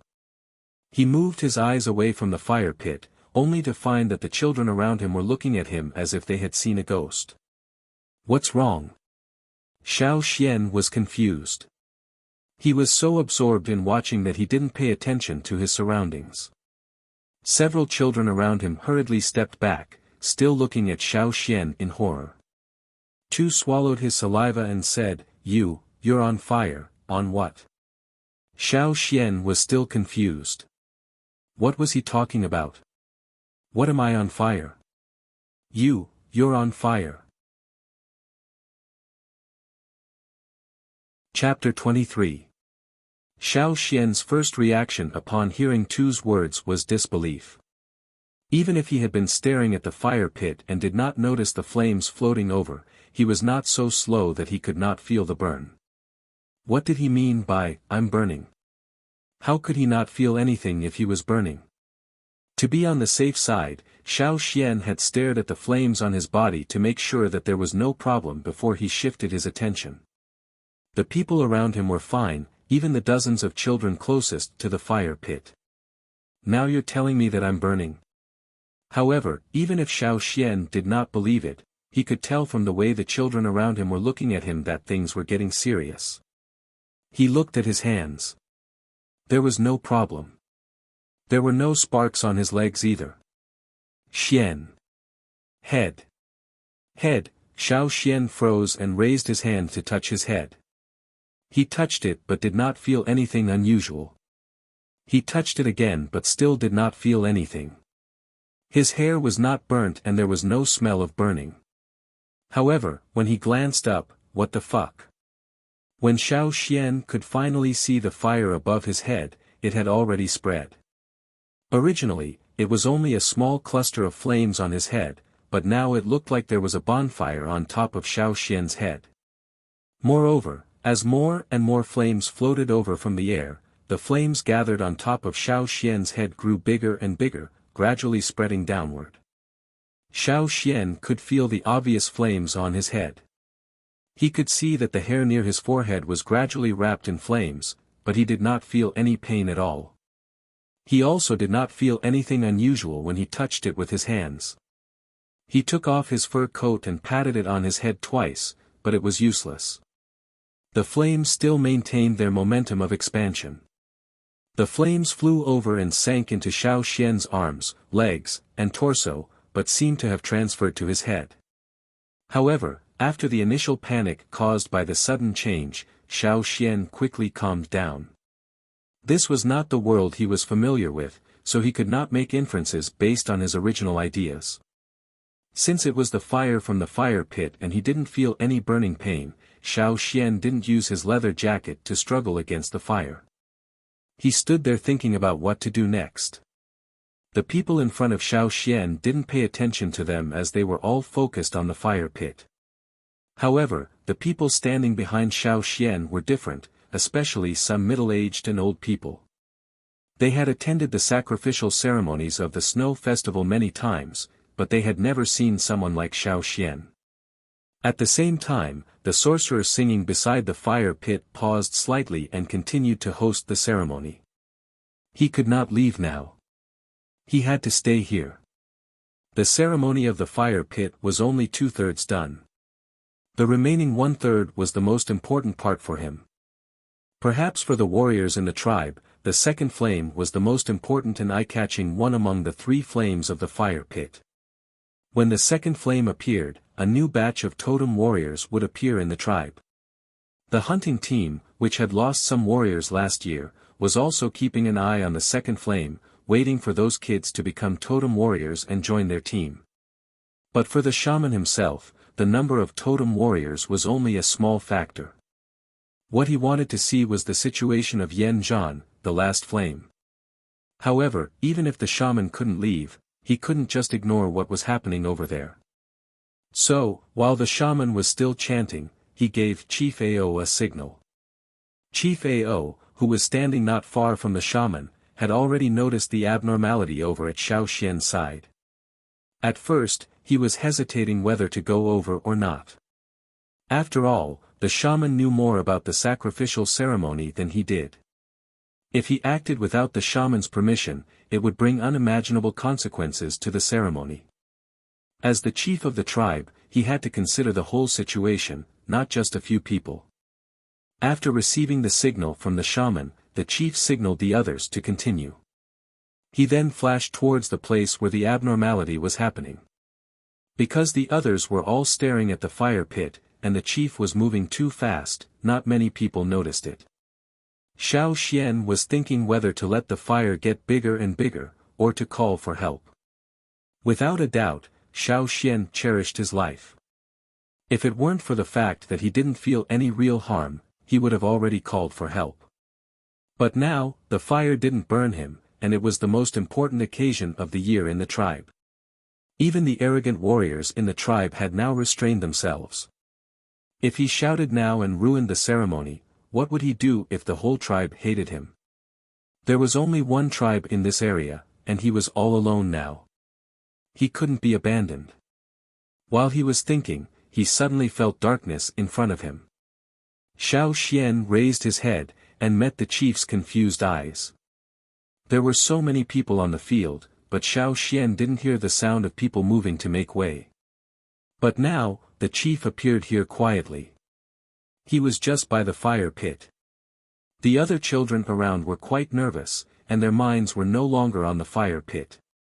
Anyway, they had nothing to do with the awakening of totemic power this year. What was happening near Xiao Xian was more attractive to them. Even the chief came here. In their opinion, Xiao Xian must be in trouble. Chief Gu, who noticed this, was about to say something, but was stopped by Ao, who signaled the others not to be distracted. The people around quickly calmed down, and looked at the fire pit again. They prayed that they could hunt more prey in the new year, and that everything would go well. Of course, there were some who couldn't control their curiosity, and glanced at Xiao Xian from time to time. Ao looked at the child in front of him, and his heart was full of doubts. Was he going to awaken? This child was definitely not 11 years old, and he was much thinner than the children by the fire pit. He had seen all the children go brought up from the foot of the mountain during the pre-selection, but he had no impression of the one in front of him. Obviously, it was the first time for the chief to encounter such a situation.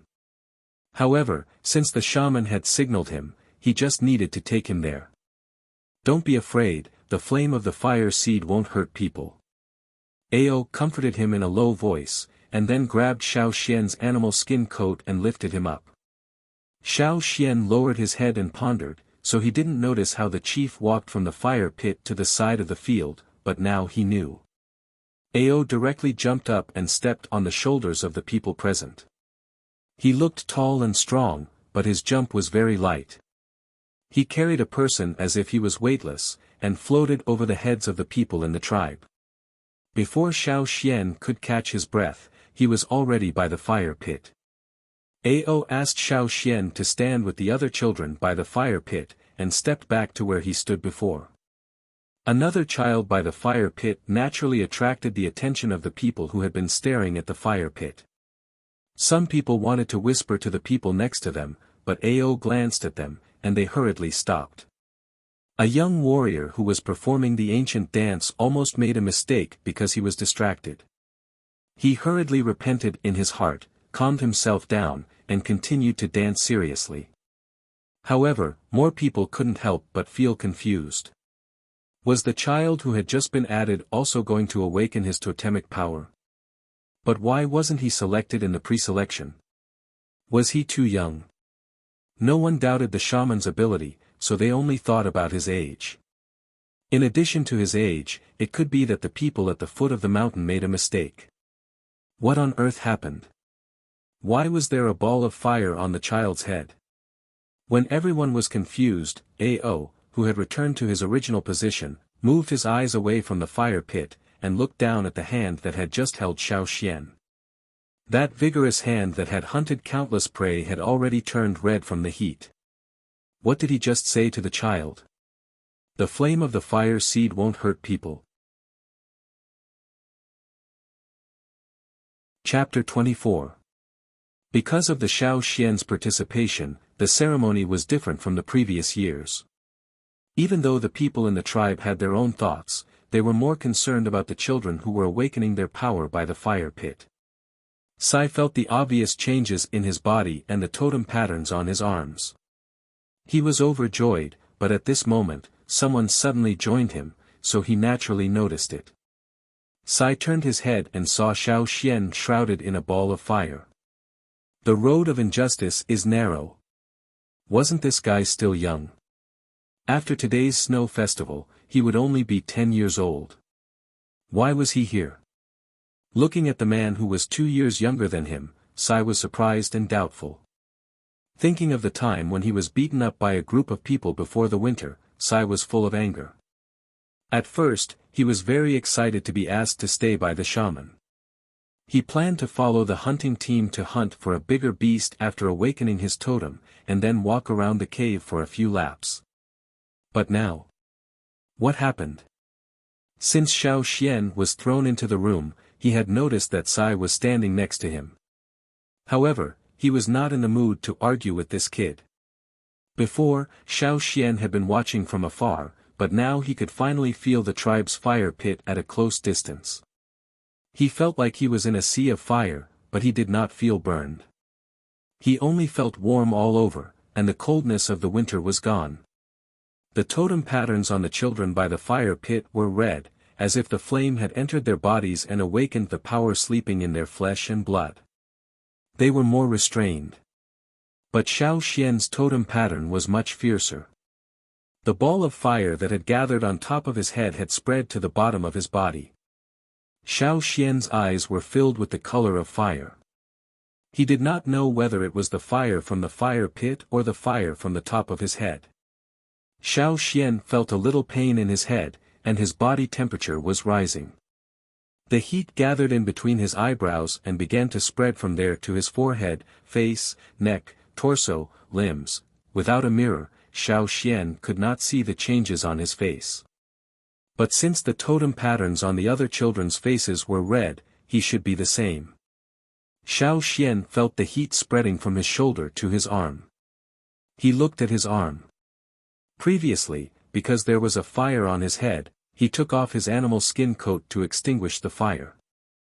After that, he didn't put it back on and left it there. Right now, Xiao Xian was only wearing a sleeveless animal skin robe. The fiery totemic patterns on his arms could be seen clearly as the heat spread through his body. The flames floating out of the fire pit were getting denser and denser, and the flames in the fire pit were also spreading outwards. The people in the tribe were busy praying at this time, so Xiao Xian was not so eye-catching as he was covered in flames. The rolling flames in the fire pit became more and more intense. Now, the fire pit was no longer the small flame that Xiao Xian had seen at the beginning. Now, the entire fire pit was like a volcano that was ready to erupt. However, it didn't give people a sense of fear. Instead, it gave people an impulse to worship it. The shaman's chanting had already reached the third stage. When the last note fell, the shaman raised his arms and swung them to the side. His grayish-white beast skin cloak was instantly engulfed in flames. The third flame of the fire pit, Yan Zhan. The fire in the fire pit was no longer gentle like before. Instead, it was spreading out like lava. In the blink of an eye, the people on the top of the mountain who were attending the ceremony were drowned, and then it covered the bottom of the mountain. Near the foot of the mountain, Caesar, who was left in the cave, retreated to a corner. He stared at the entrance of the cave and growled in his throat. Outside the cave, there was already a sea of fire. The rapidly spreading flames covered the entire mountain, but it didn't burn any grass or trees here. It seemed harmless, but Caesar, who was hiding in the cave, was extremely afraid. If he could, he would dig a hole and hide in it right now. The night swallow, who had retreated to the edge of the residential area, saw the flames getting closer and closer. They reluctantly flew up again, and quickly flapped their wings and flew away. The shaman, who had been standing by the fire pit with a serious expression, couldn't help but show a happy expression. He didn't need to look down the mountain, he could already feel the range of the flames. It was bigger than the range of the flames in the past few years. No, since he took over the position of shaman, he had never seen the third flame of the fire pit spread so far. Auspicious, auspicious. The shaman shouted. Auspicious. The people in the tribe raised their arms and cheered. The fire of Yanjiao will never die. Chief Ao also shouted happily. The fire of Yanjiao will never die. The people in the tribe shouted in agreement. They were all so excited, as if they had been injected with chicken blood. Since the shaman said that the new year would be better, it must be. How could people not be excited and celebrate?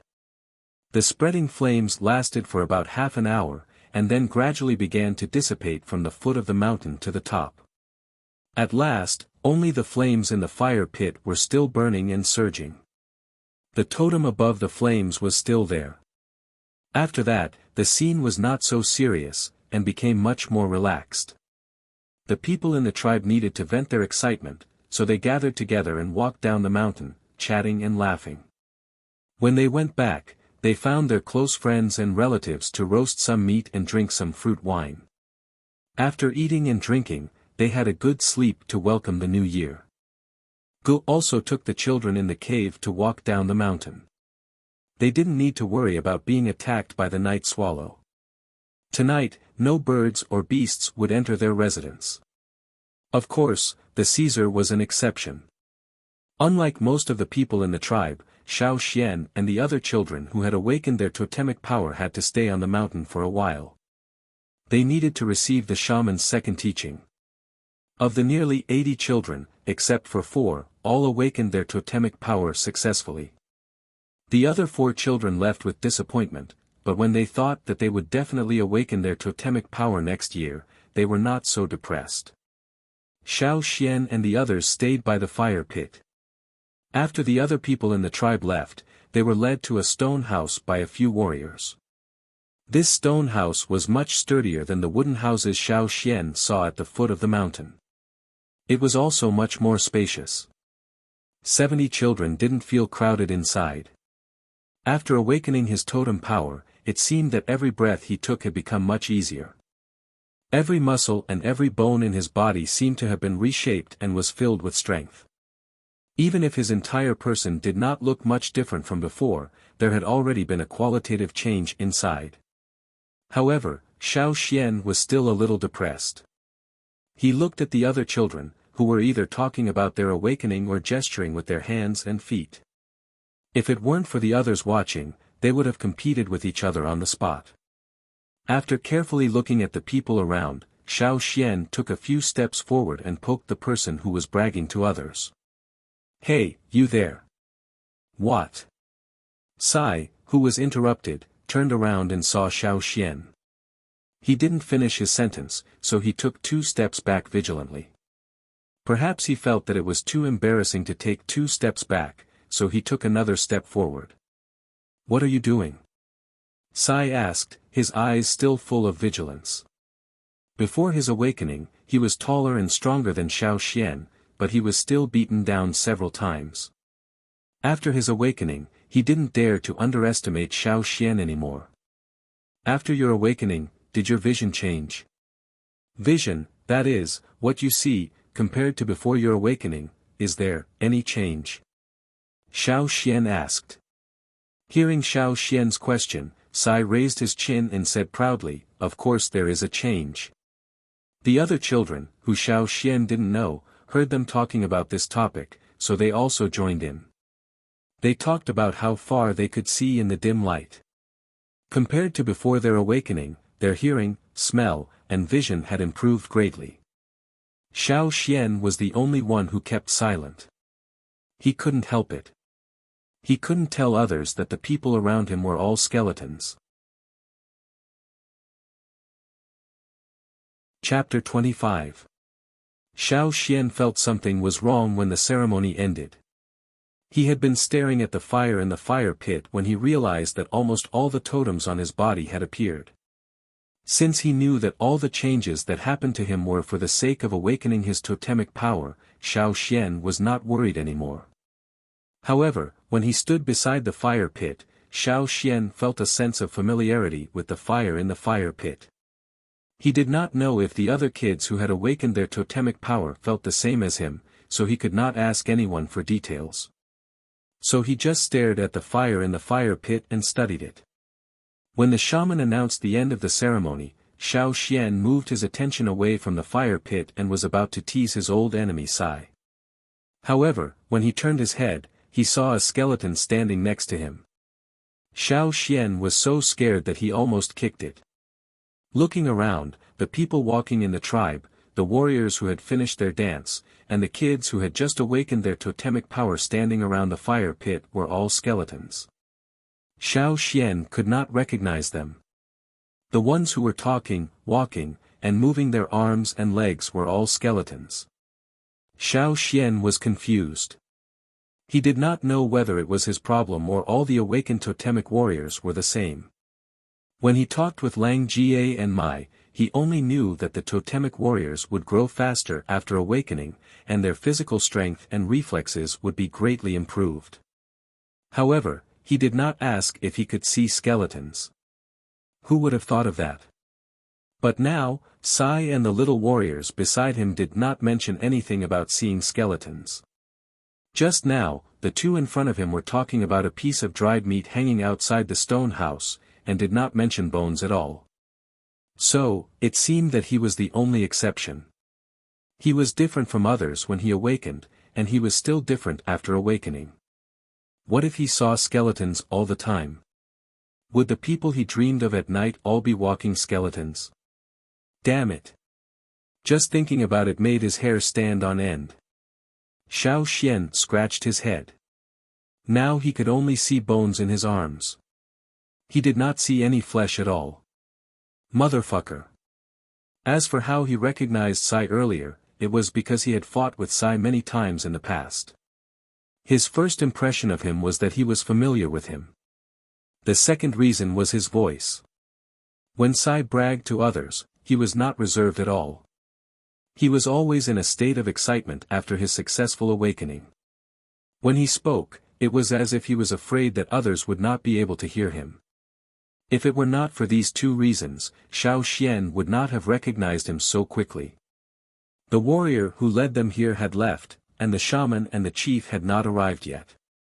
Now, there were only 75 children who had just awakened this year in the stone house. Since no one cared about them, these children had let go of their worries and gathered together to chat and laugh. In Xiao Xian's eyes, they were a bunch of skeletons whose jaws were opening and closing as they danced. Xiao Xian didn't go over. After knowing that something had happened on his side, he retreated to a corner to think. Xiao Xian had already taken off the name tag hanging around his neck. He remembered that the other children by the fire pit did not wear it. When he entered the house, he took it off and tied it around his wrist. His body did not feel any discomfort. The fire on his head did not hurt a single strand of his hair. Not only that, probably because of the awakening of his totemic power, Xiao Xian now felt refreshed and energetic. If it were not for the skeletons in his vision, he would be in a better mood. Unable to figure out the reason, Xiao Xian looked around. Other than the 70-odd skeletons, the stone house was mostly filled with stones. There were stone tables, stone stools, and stones of different sizes and shapes on the table. In fact, Xiao Xian's vision was not just a single color. On the contrary, in his vision, there were white, gray, and black of different shades. For example, the children's skeletons were white, but the stones in the stone house varied from light gray to dark gray. Because of the shaman and the chief, these children did not touch the stones. However, they could still watch. Several children stood beside the long square stone table. They were discussing the quality of the stones. This stone looks good. It must be good to make it into a stone knife. A child pointed to a stone on the stone table and said, "This one is okay. It should be close to the medium grade." Another child looked carefully and said, he did not care much about it. Medium grade stones were not rare for him. However, when he saw another stone on the stone table that was not conspicuous and not in a good shape, he was surprised. This one is good. The quality is above medium. Unfortunately, the shape is not good. It can't be made into a stone knife. It can be made into a small spearhead. Xiao Xian looked over. The stone that was rated as medium grade by the children was gray in Xiao Xian's eyes. The stone that was above medium grade was close to dark gray. In order to prove whether his guess was correct, Xiao Xian stood aside and watched for a while. He listened to the children's evaluation of the stones on the stone table. In Xiao Xian's eyes, the stones that he didn't think highly of were the so-called low-grade stones. In Xiao Xian's eyes, the middle-grade stones were gray, and the better ones had a darker color. In other words, the better the quality of the stone, the darker the color in this special vision. Xiao Xian had an idea in his mind. While they were discussing, the curtain was lifted. The shaman came in with a walking stick, Chief Ao and 2 warriors, one of whom was a woman. When the curtain was lifted, the stone house suddenly quieted down. The people who were showing off their knowledge immediately became obedient and respectfully saluted to the shaman. When he was near the mountain foot district, Xiao Xian rarely saw people salute. Usually, people in the tribe would only salute when they met someone with prestige. However, the people at the foot of the mountain were all at the bottom of the tribe, so it was rare for them to salute. However, Xiao Xian had learned this salute. The people in charge of teaching the children in the orphan cave not only taught them how to count and read, but also how to salute. The children in the orphan cave could not count or read, but they had to salute. If they did not salute when they met the shaman, they would be regarded as disrespectful by the people in the tribe. They would be disliked and ostracized. The shaman had been waiting by the fire pit. He didn't come until the fire in the pit had gradually shrunk and returned to the small flame like before. Probably because he had spent a lot of energy presiding over tonight's ceremony, the shaman was still supported by others when he came in. After finishing the ceremony at the fire pit, he drank some water and came here. He didn't know much about this group of newly awakened warriors, so he didn't have time to read the animal skin rolls. After he recovered, he came to the stone house. Ao Ta, the leader who came in with the shaman, glanced around the house and then fixed his eyes on Xiao Xian.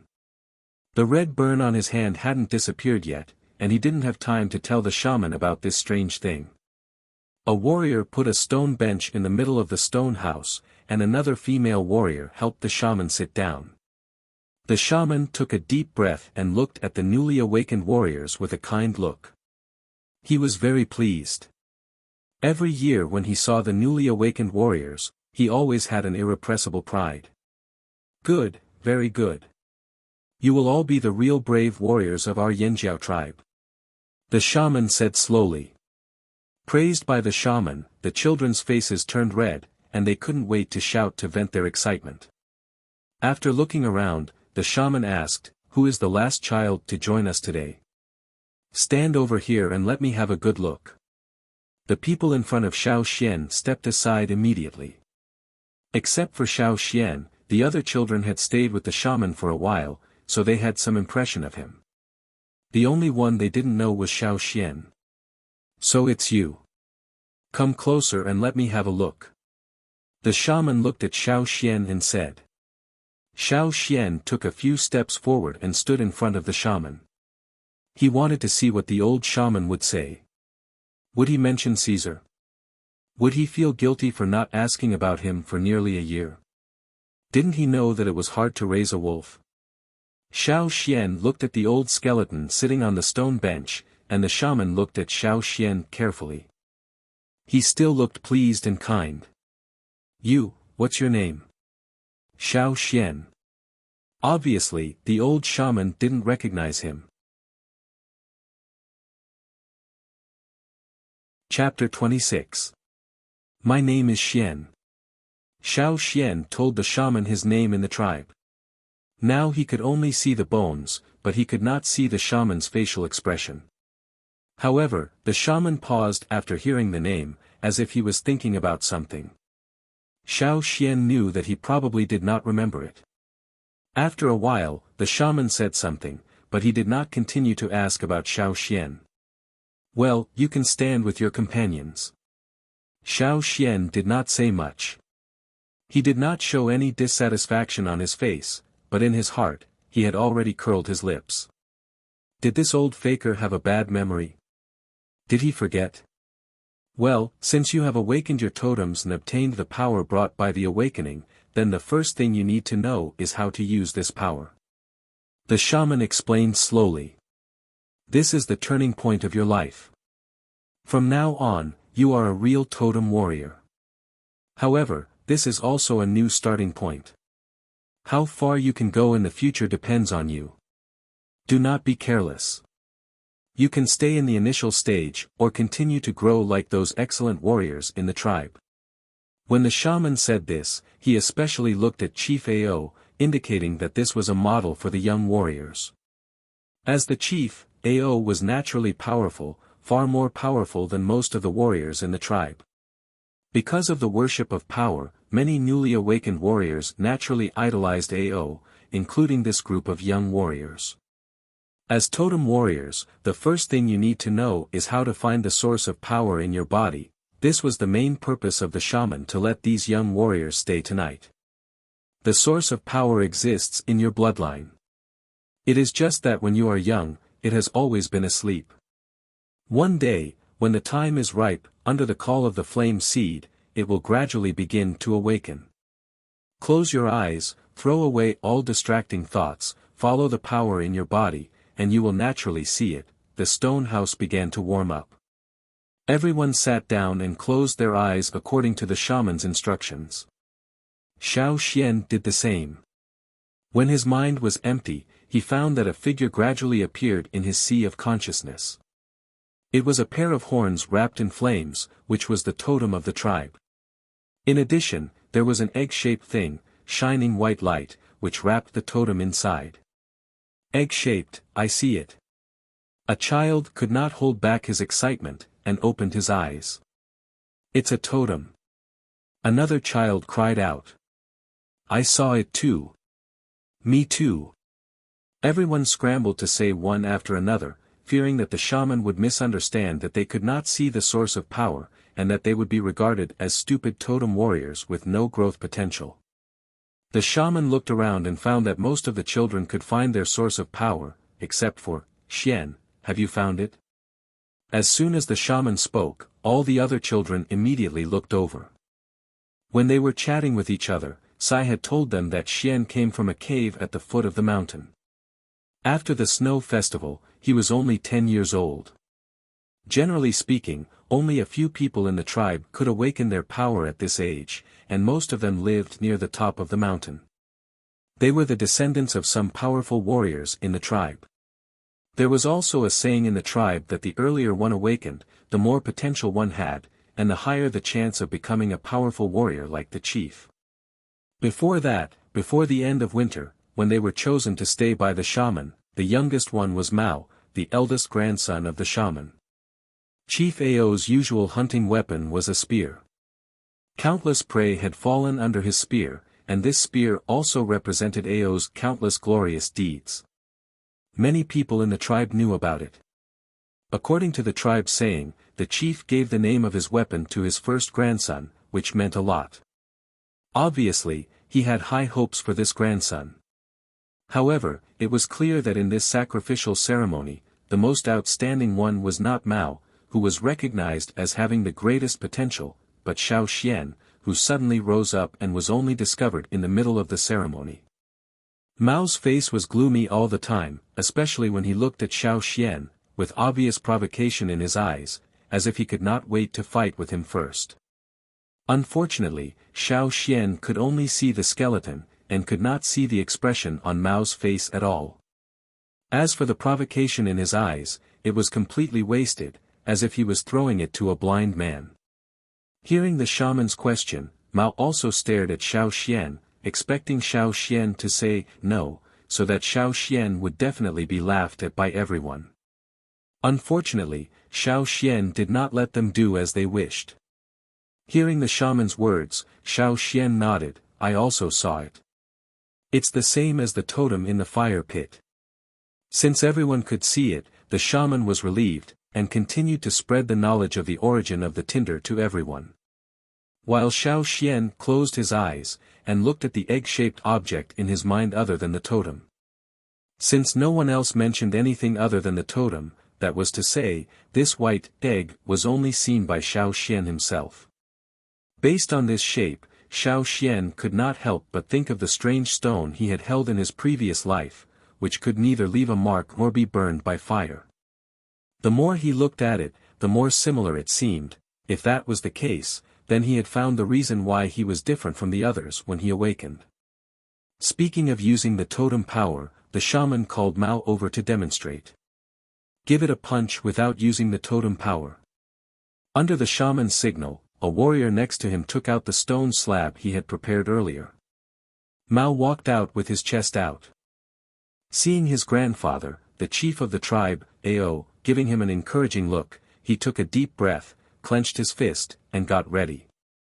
He shouted loudly, and at the same time punched the stone slab in front of him. Bang! A muffled sound. The stone slab only trembled a little. Mao frowned slightly, and stood still, withdrawing his fist. Xiao Xian felt the pain for him. However, looking at Mao's fist, he found that Mao's finger bones were not injured, and there was no smell of blood. Perhaps even his skin was not broken. This was different from the strength of the body before the awakening. From the flesh to the bones, every inch of his body had been strengthened. Well, now use the totem power. Again. The shaman said. This time, Mao's frown loosened, and he looked much more relaxed. The totem lines gradually appeared on Mao's face, and at the same time, Mao punched again. It was the same punching posture, and it seemed that he had used the same strength. There was nothing special about it, but it gave people a completely different feeling. Bang! The stone slab hit by Mao's fist broke into pieces. The little warriors were eager to try it themselves. However, the shaman did not take out more stone slabs, but let them practice here quietly to familiarize themselves with how to use the totem power. After the lesson, the shaman left with them. He had to take a rest now. Ao looked at the exhausted shaman, and then looked at his burning palm. He thought for a while and decided to come back tomorrow to talk to the shaman. The shaman, who was helped back to his stone house, lay down on the fur blanket. Under the light of the fire, he opened a roll of animal skin, which was recorded during the ceremony today. It contained the details of every child, including who started the awakening and who finished the awakening in the fire pit. It also recorded Xiao Xian's information, including Xiao Xian's birth, and his current situation. When he saw that Xiao Xian also raised a wolf, the shaman tried hard to recall. That seemed to be the case. No wonder he felt familiar when he heard the name Xian. At that time, it was rare for him to go down the mountain to see how people were living at the foot of the mountain. He did not expect to hear someone talk about raising, so he left a mark to prevent people in the tribe from hurting the wolf. He wanted to ask for more food, but when he went up the mountain, he was told that a kind of plant he had been looking for had been found. The hunting team brought back one. Since then, he devoted all his attention to that plant, and studied the medicine for nearly a year. When he finally finished the research, he did not even remember raising the wolf. He did not know how the wolf was doing now. At this time, Caesar, who was finally remembered by the shaman, was squatting outside the cave miserably. Facing the cold night wind, he looked at the mountain and wished he could howl. Chapter 27. The next day, the little warriors who were immersed in practicing their totemic power woke up one by one. After a night of practice, everyone could basically use their totemic power skillfully. Xiao Xian also learned a lot this night. After getting familiar with how to use the totemic power, he tried to use the same method to deal with the egg that covered the totemic power. The results showed that it did work. When he used the totemic power, the light on the egg would dim a little, and when he used the power of the egg, the totemic power would be covered by the light of the egg. However, no matter which power he used, the totemic power would always be covered by the egg, which could not be changed. Although he could not switch between the two powers in the blink of an eye, at least he could use the two powers freely if he had enough time. He could use the totemic power and the power of the egg separately. And the result was that when Xiao Xian opened his eyes, he no longer saw skeletons. Seeing the familiar world again, Xiao Xian could not help but feel happy. It would be horrifying if he saw skeletons all the time. Fortunately, he could see such a colorful world full of vitality. After solving this big problem, Xiao Xian felt very relaxed. This time he saw many familiar faces, including those in the cave, Mor, Sai, and some kids he had met several times. It was better to look at their expressions. The vision full of skeletons was too dark and dull.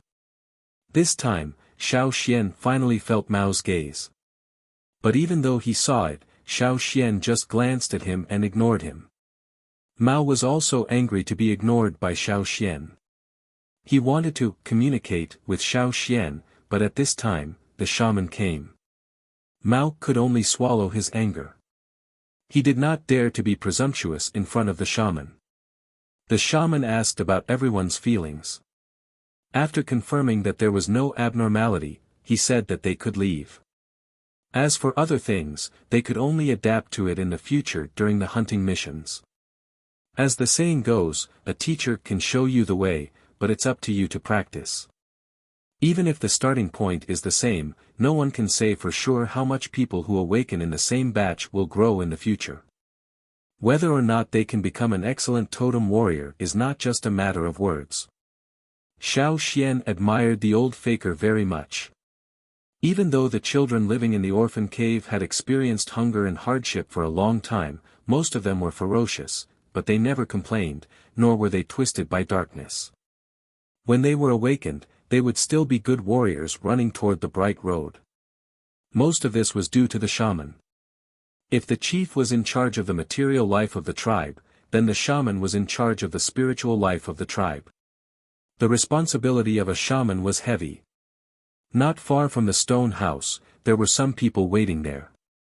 They were probably here to visit the child.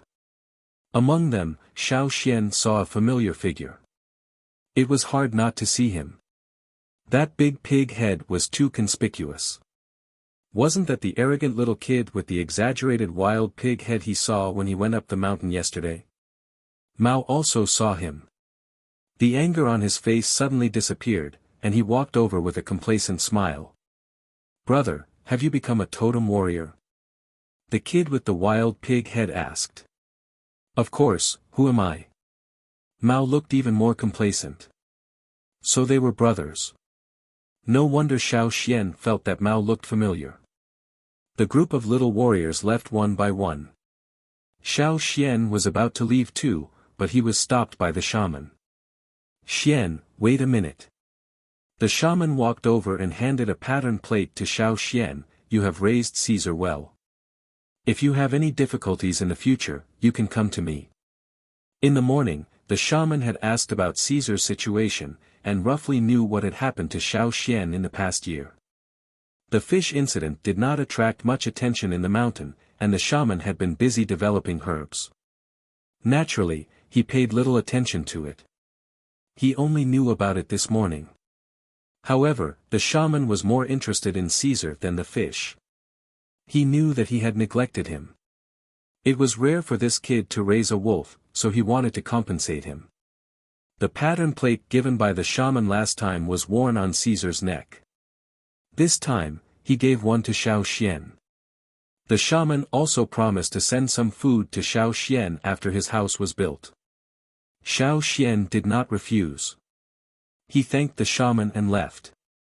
After Xiao Xian left, Chief Ao came over, showed the shaman his burned hand, and told him what happened last night. The shaman pondered for a while, and suddenly thought of something. He called Ao into the house.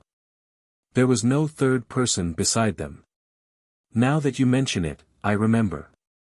It is said that the original flame of the fire seed would indeed have such a situation." The shaman said slowly. "Do you mean?" Ao was shocked.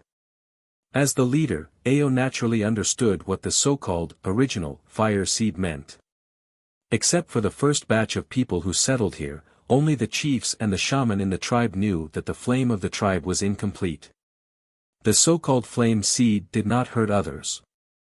After the floating flame seed fused into the body, it actually did not hurt the user. It was different for other people. After all, everyone had the same source of power in their body, but the power was more or less different.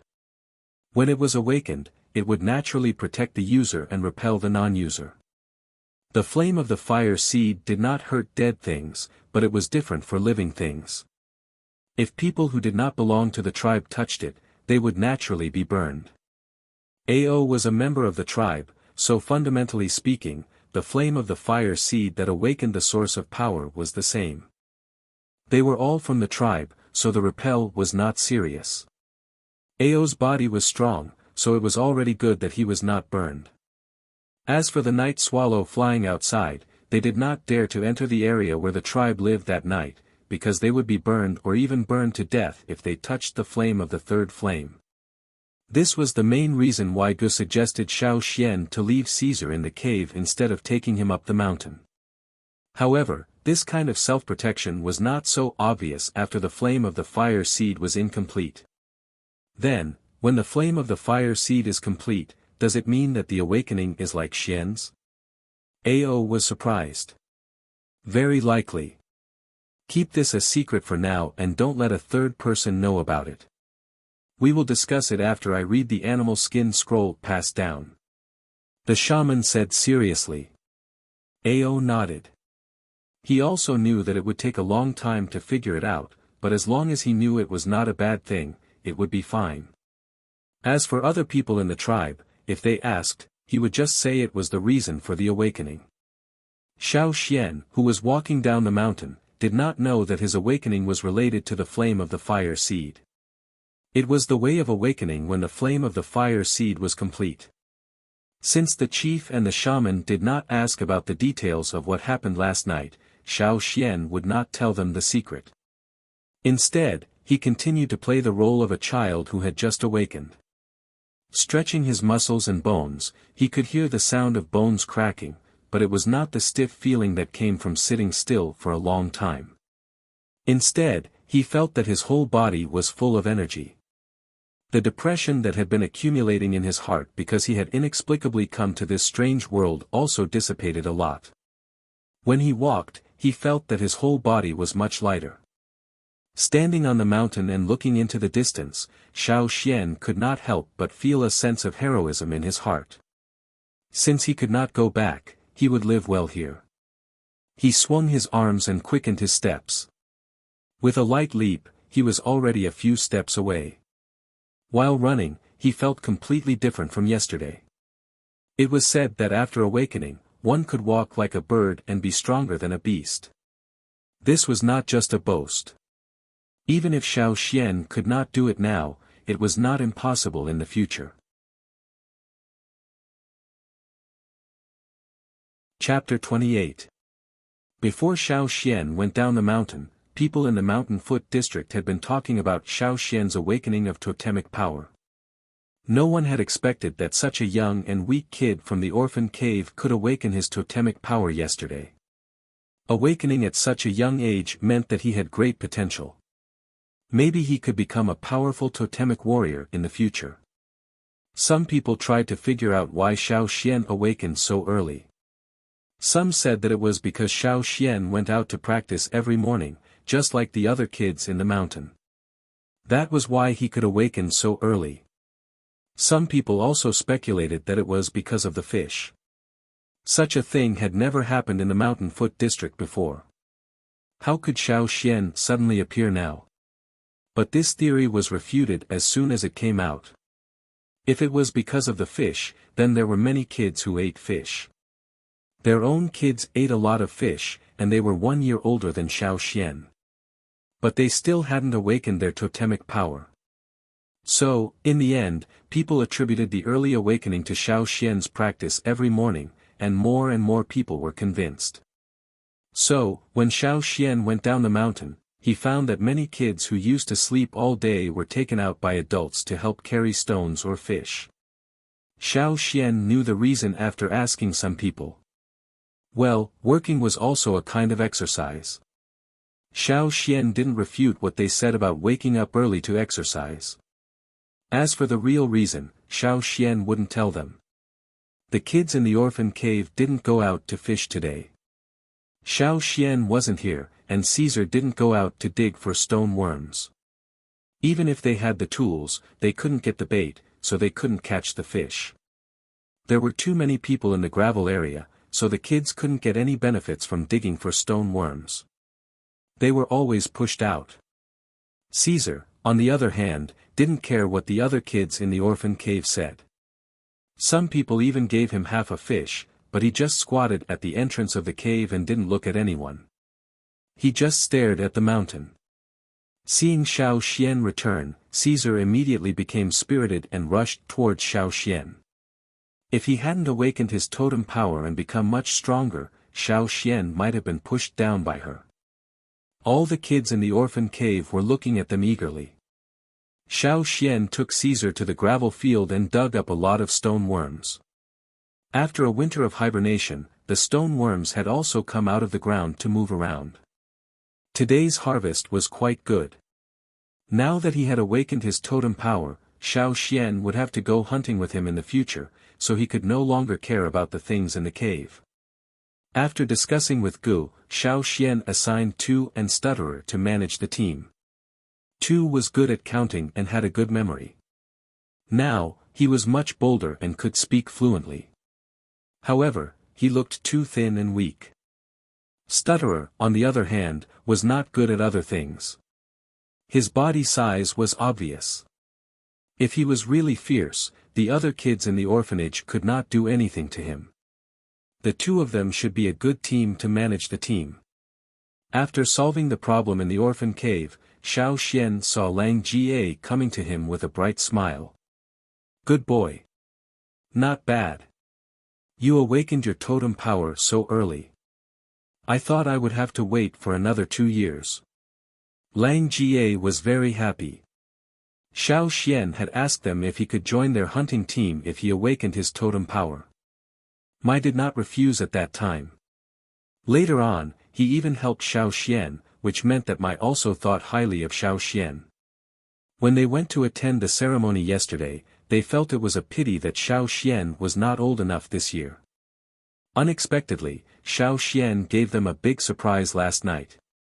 As a totem warrior, he would be able to have his own room. And Lang Jie came here to help Xiao Xian. Lang Jie had a barbecue with some of his friends in the hunting team today, and they were talking about the first hunting trip of the year. When he heard that Xiao Xian and the others had already gone down the mountain, he came to find Xiao Xian and invited him to meet his future teammates. There were 6 people in Lang Ga's cabin. They were all very young. One of them had awakened his totem power last year, but he was already 13 years old when he awakened his totem power. After the awakening, he grew much taller, so he looked much older than Xiao Xian. Knowing that these people would be his future teammates, Xiao Xian also greeted them warmly. "Don't worry about the house. We will cut some wood and build it for you tomorrow morning," the young man named Ong said to Xiao Xian. Xiao Xian used to think that he would have to wait for 2 or 3 years before he could have his own room. He didn't expect it to happen so soon. Generally speaking, people like Sai still lived with their own families. But for people like Xiao Xian who came from the orphan cave, they had to build their own houses. Basically, they had to find someone to help them build their own rooms. Since they were here, Lang Jie didn't let Xiao Xian leave right away. They stayed to eat the barbecue together. After a whole winter, the cured barbecue was not fresh anymore. Lang Jie and the others still preferred to eat fresh meat. Anyway, the first hunting trip of the year was coming soon. They brought some leftover cured meat with them and had a good meal. They wanted to get some fresh meat as soon as they finished eating. While they were eating and chatting, Ong suddenly mentioned a word that was widely spread in the tribe, the Feast of the Rich. It was a legend. It was said that someone in the tribe once held such a feast and invited some people in the tribe to attend.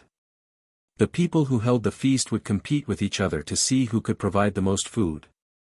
The so-called more food meant that the guests would stagger and fall into the grass, or eat until they were full and vomited. Only then would the feast be considered a success. This kind of activity was called the Feast of the Rich. According to Lang Jie and the others, Xiao Xian knew that the Feast of the Rich was to give away or destroy more food and property than their competitors. Some of the more prestigious people would even destroy their own food, clothes, and other things in front of others. Sometimes, they would even burn down their own houses in order to establish their prestige in the tribe, humiliate their opponents, and gain the long-term admiration of their followers. Those who could do this were all people who had a certain level of strength and status. They were ambitious people who fought for a higher prestige. They were arrogant, conceited, and stupid enough. When Lang Jie and the others talked about the Feast of the Rich, they didn't hide their admiration, as if they would kneel down immediately if they stood here. Seeing Xiao Xian's shocked expression, Lang Jie said with the attitude of an elder, "You still don't understand." Xiao Xian didn't understand. In his opinion, how stupid would they be to do such a thing? How could they be worshipped by Lang Jie and the other warriors? No, it should be said that the people in the tribe worshipped this very much. Thinking back to his previous life, Xiao Xian had to have leftovers to give face when treating people to a meal. Xiao Xian suddenly understood. It turned out that this custom was passed down from a long time ago. But even if it was wasteful, it shouldn't be to this extent. He still underestimated the people's obsession with food and their pursuit of this alternative view of food. In the past, he always heard the children in the tribe talk about which warrior had defeated which huge and ferocious beast. Those heroes of the past were worshipped, and these glorious deeds were remembered and passed down from generation to generation for the children to hear. But now, Xiao Xian was told that there was another kind of glorious deed that was even more glorious. It turned out that in order to make people follow you willingly, you didn't need to use force to beat them down again and again. You didn't need to persuade them, give them benefits, or make a lot of psychological schemes. All you needed to do was hold a feast of the rich, and there would naturally be countless willing followers. Xiao Xian felt that his values and outlook on life had been distorted again. Looking up at the 2 crescent moons in the night sky, Xiao Xian sighed. One day, I'll definitely be stupid. What did you just say? Lang Jie didn't quite understand the second half of Xiao Xian's sentence. Nothing. I mean, if possible, let's hold one too. Xiao Xian said. Lang Jie and the others laughed when they heard this. Lang Jie patted Xiao Xian's shoulder and laughed non-stop. After laughing, he praised Xiao Xian, "You're ambitious." In the eyes of Lang Jie and the others, Xiao Xian's words were just childish words that came out of his mouth after hearing about the legends. They didn't take it to heart. After all, they had never seen anyone hold a feast of the rich, not even their parents or ancestors. Were the legends true? Even the shaman and chief hadn't seen one. Probably because he felt that it wasn't good to continue this topic, Lang Jie changed the topic. He wanted to show off more to Xiao Xian. Do you know what our closest companions are since we were born? Lang Jie asked. Xiao Xian sat up straight and lowered his head to think for a moment. He looked meaningfully at Lang Jie and asked tentatively, "Left hand?" Lang Jie, next week's ranking, please support me with your recommendation votes. Chapter 29. Lang Jie choked. Originally, Lang Jie had thought of several possible answers that Xiao Xian might give. Then, as an elder and an experienced person, he would answer and teach him one by one, just like when new members joined. However, Lang Jie did not expect that Xiao Xian would not follow the rules at all. He really did not understand why Xiao Xian would give such an answer. What did it matter? However, Lang Jie did not think too much about it. With a stern face, he corrected, "It's the stone. You should also know that a long time ago, when our tribe first settled here, we lived in the stone cave. Every day, we would see and touch stones. They could shelter us from the wind and rain, cut wood, and chop firewood for us." As he spoke, Lang Ga's stern face became lighter. His emotions were slightly excited. He clenched his fist and said, "At the same time, we also use stones. With them, we can pierce through the thick skin of fierce beasts. We use stones to smash the heads of those prey. Even if we are in danger, the stones will still be with us until the last moment. They could provide protection, accompany, and never betray or abandon." People in the tribe began to touch stones from the moment they were born. They played with stones, used stones daily, and used stones as tools. For warriors who often went out to hunt, stones were more than familiar. They could not live without stones. No wonder Lang Jie said so. Of course, Xiao Xian preferred to call stones tools. After all, stones had no life. "Now, do you know who our closest partner is?" Lang Jie looked at Xiao Xian. His eyes seemed to say, "Little guy, try saying something wrong again." Xiao Xian nodded seriously and seriously. "Stone. Ha, that's right." Lang Jie suddenly showed a satisfied smile and continued to talk about hunting. "By the way, Xian, you have just awakened. You can't participate in the first hunt this year. Maybe you can't participate in the second one either. As for the third one, it depends on your ability." Lang Jie said. "Huh. There was such a saying." Xiao Xian really didn't understand. Seeing Xiao Xian's confusion, Lang Jie explained, "You've just awakened, so you're not familiar with using your abilities yet. You'll have to go through a period of training." Lang Jie was tactful, but Xiao Xian could guess the reason from these words. The reason why the newly awakened children were not allowed to participate was to protect them. After the end of winter, when the flowers bloomed in the warm spring, many wild beasts that had been hungry for the whole winter would become active again in the forest. The poisonous snakes were also more venomous. The forest was full of all kinds of dangers. If no one followed and protected them at all times, it was very easy to die in the forest. The tribesmen didn't want to see such a thing happen. The second reason was that Xiao Xian's group was not up to standard yet. In a hunting team that valued teamwork, they would only be a burden. Not only would they not be able to help, but they would also drag the team down. Understood.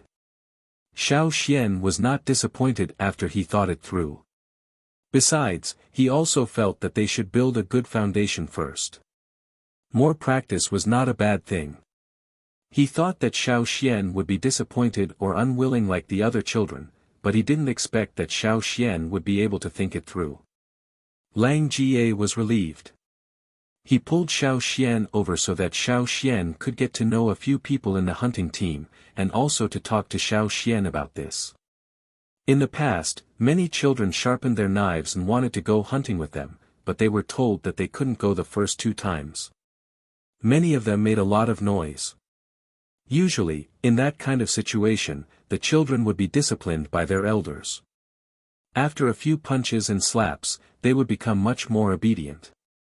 But Xiao Xian came from the orphan cave, and had no parents now. He was still young, and looked thinner than other children. Lang Jie was really afraid that he would be hurt. Okay, I'm relieved that you can think it through. Oh right, I have a few good stone cores here. You can see if you can use them. You can polish them yourself, or go find a stonemason. Lang Jie took out several stones of different sizes from a big animal skin bag, which were the stone cores that Lang Jie mentioned. Stone cores were the raw materials for making stone tools. After giving the stone cores to Xiao Xian, Lang Jie also told Xiao Xian some of his training experiences. The others didn't hide anything from him, because they didn't have such an awareness. Xiao Xian kept their suggestions in mind, and sincerely thanked them. Your father helped me when he was alive. Lang Jie said. People in the hunting group were all like that. They would help each other whenever they could. Although they couldn't help much, at least they could make Xiao Xian's life easier. After eating the barbecue, Xiao Xian left. He still had things to do, and Lang Jie and the others would continue to discuss the upcoming hunting in 5 days. Xiao Xian came out of Lang Ga's room. He didn't walk far before he was stopped by someone. Are you Xian? Xiao Xian looked towards the direction of the voice. It was a kid who was a little older than Xiao Xian. He looked about the same age as Sai, but he was a little stronger. The animal skin he was wearing was of good quality. He didn't look like he lived in the mountain foot district. He should live on the mountainside or even higher. Xiao Xian had some impression of him. He awakened in the same batch, but Xiao Xian didn't know his name. At this moment, the kid lifted his chin slightly, looking arrogant. He was sizing up Xiao Xian. Didn't his eyes get tired of lifting his chin while standing at a high place? Xiao Xian looked at him and asked, Who are you? At first, Xiao Xian thought that Fei would put on airs and say something like, It doesn't matter who I am, but Xiao Xian heard him say directly, My name is Fei. 5 days later, I will go out with the hunting team to participate in the first hunt of the year. You have to wait for a long time, don't you? After saying that, he proudly laughed at Xiao Xian, and then jumped over Xiao Xian's head. When he landed on the ground, he jumped again. After a few leaps, he was standing in front of Lang Ga's door. Obviously, he wanted to talk to Lang Ga. Before entering the house, the kid turned around and snorted at Xiao Xian, showing off and complacent. That move just now was not bad among his peers. His father often praised him for running faster, jumping higher, and jumping further than others. Xiao Xian scratched his chin. That kid made such a big noise when he landed. Was it really okay for him to go hunting with them? However, for a kid like Fei, who had just awakened, to be able to go hunting with the hunting group for the first time, it was obvious that someone in the group was protecting him, and that person must have a high position in the group. Otherwise, people like Lang Jie and the others would have no right to speak. Being protected by someone was indeed willful. However, Xiao Xian was not discouraged. He was not depressed because of what happened just now. He was not a real kid, and he knew how to make progress step by step. He was not so eager for quick success. This kind of thing might affect other kids, but he didn't care at all. Xiao Xian took Caesar to catch some fish. After a whole winter, the fish in the river were still so stupid, biting the bait and not letting go. They looked fierce, but unfortunately, they did not have much intelligence. When he was at Lang Ga's place, he heard them talking about hunting. Xiao Xian knew that many prey in the forest were like piranhas in the river. They looked fierce and had long teeth all day long, but as long as you knew the trick, it was easy to catch them. Some prey looked docile, had no fangs, and were vegetarian, but if you were not careful, you would be sent to heaven. Their aggressiveness was not inferior to many carnivorous species. After all, this was an unfamiliar world, so it was better to be prepared. Xiao Xian thought. Carrying the fish and a few pieces of old animal skin, Xiao Xian asked someone to help sew the animal skin bag and paid the crafting fee for one fish. Then he took the remaining 3 fish to the stoneware maker Ku. Now that he was strong, he did not need Caesar's help. Xiao Xian was not tired carrying 4 big fish by himself. When Xiao Xian arrived, a few people came out of Ku's house, holding various finished stoneware in their hands, such as stone knives, spearheads, adzes, and so on. These people were all here to exchange for stoneware. After all, the hunting was about to begin, so they also needed to prepare more tools. Ku was a famous stoneware maker in the mountain foot area, so naturally, there were many people here. However, if it were not for Ku's bad temper, there would be more people coming to exchange for stoneware. Every year, Ku would drive away some people who came to exchange for stoneware. Some people said that Ku was just too direct. When he spoke, he was merciless and did not know how to beat around the bush. However, Xiao Xian did not think so. Did Ku really not know many things? Was he really that straightforward? Not necessarily. After getting permission, Xiao Xian lifted the curtain and walked in. Ku was making stoneware. During the winter, he made some stoneware, but these 2 days, he exchanged most of them. There were still some stone cores and food piled up in the house. These were the processing fee that he had not collected yet. Putting the fish on the side of the pile of food, Xiao Xian came to Ku. Uncle Ku, I want to learn how to make stoneware. Last time when Xiao Xian came to learn, Ku said that it was not the right time yet, and that he should wait until he awakened his totem power. Now, Xiao Xian had awakened his totem power, and according to Lang Ga's training method, he needed a lot of stoneware tools. Xiao Xian did not have enough food to exchange for training stoneware, so he wanted to make stoneware himself. Ku stopped what he was doing, and looked at Xiao Xian carefully from head to toe, and then looked directly into Xiao Xian's eyes.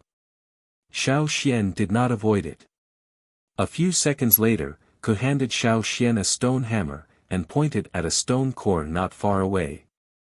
There were a few lines drawn on the stone core, but they were all curved instead of straight lines. Follow the lines and hit. Ku said. As a newcomer, Xiao Xian took the stone hammer, looked at Ku, and then looked at the stone core. He lifted the hammer and hit it. The first hit was too cautious. He hit the line, but only made a small dent on the stone core. He did not use enough strength. Again. The second hit was too forceful. What he hit was not a stone chip, but a stone, and it went beyond the line. Xiao Xian caught a glimpse of Ku's forehead, and knew that Ku was very dissatisfied with his 2 hits. But since Ku did not say anything, Xiao Xian continued to hit the stone along the line, and he did it boldly. He was not afraid of the first 2 hits. Peeling a stone chip of a predetermined size from the stone core was not as simple as it seemed. The stoneware maker had to estimate the length of contact between the hammer and the stone core, the angle of impact, the speed, and so on according to different stone materials. Was it a straight hit?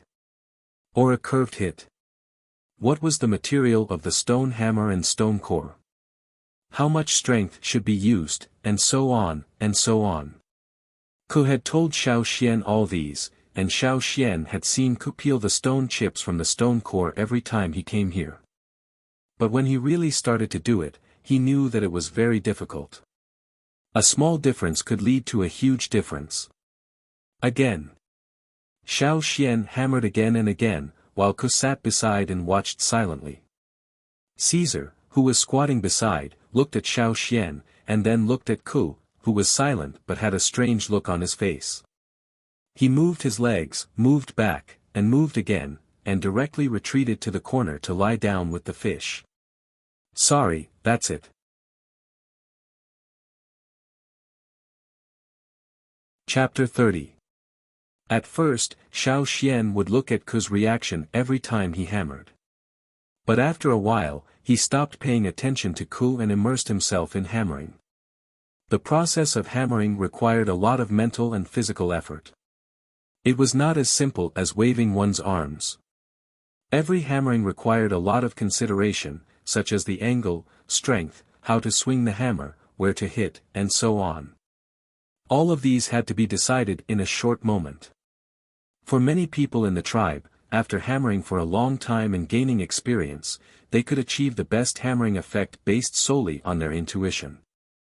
However, Xiao Xian was just a beginner. It was impossible for him to have the experience of a stoneware master who had been hammering for decades. He could only rely on calculation and rough estimation, and then try again and again to improve. Even though his body was much stronger now, and his strength had increased, it was not infinite. When he first held the stone hammer, it did not feel heavy. But after hammering for a long time, as the strength in his body drained away, he felt that the stone hammer in his hand was getting heavier and heavier. However, he could not make any mistakes at this time. If he changed the strength of his hammering, the leaf-shaped stone pieces that were hammered down would completely exceed his expectations, and there would be a lot of waste materials. Because of this, Xiao Xian did not have the energy to pay attention to Ku's reaction. At first, the time between hammering was slightly longer, because Xiao Xian had to think about the shortcomings of the previous hammering, so that he could improve on the next hammering. However, as he hammered again and again, Xiao Xian gradually got the hang of it. He became more proficient, and the time between hammering became shorter and shorter. After countless hammering, Xiao Xian felt that he was about to collapse. However, Ku did not ask him to stop. Instead, he would point out his mistakes from time to time. It was like running a marathon. As he ran, he felt that he was about to reach his limit. He wanted to stop and rest, but every time he stopped, someone would urge him from behind. Go on. Go on. Knowing Ku's temper, Xiao Xian knew that if he stopped now, he would not be able to learn stoneware from Ku in the future. Even if he was tired, he could only grit his teeth and continue hammering.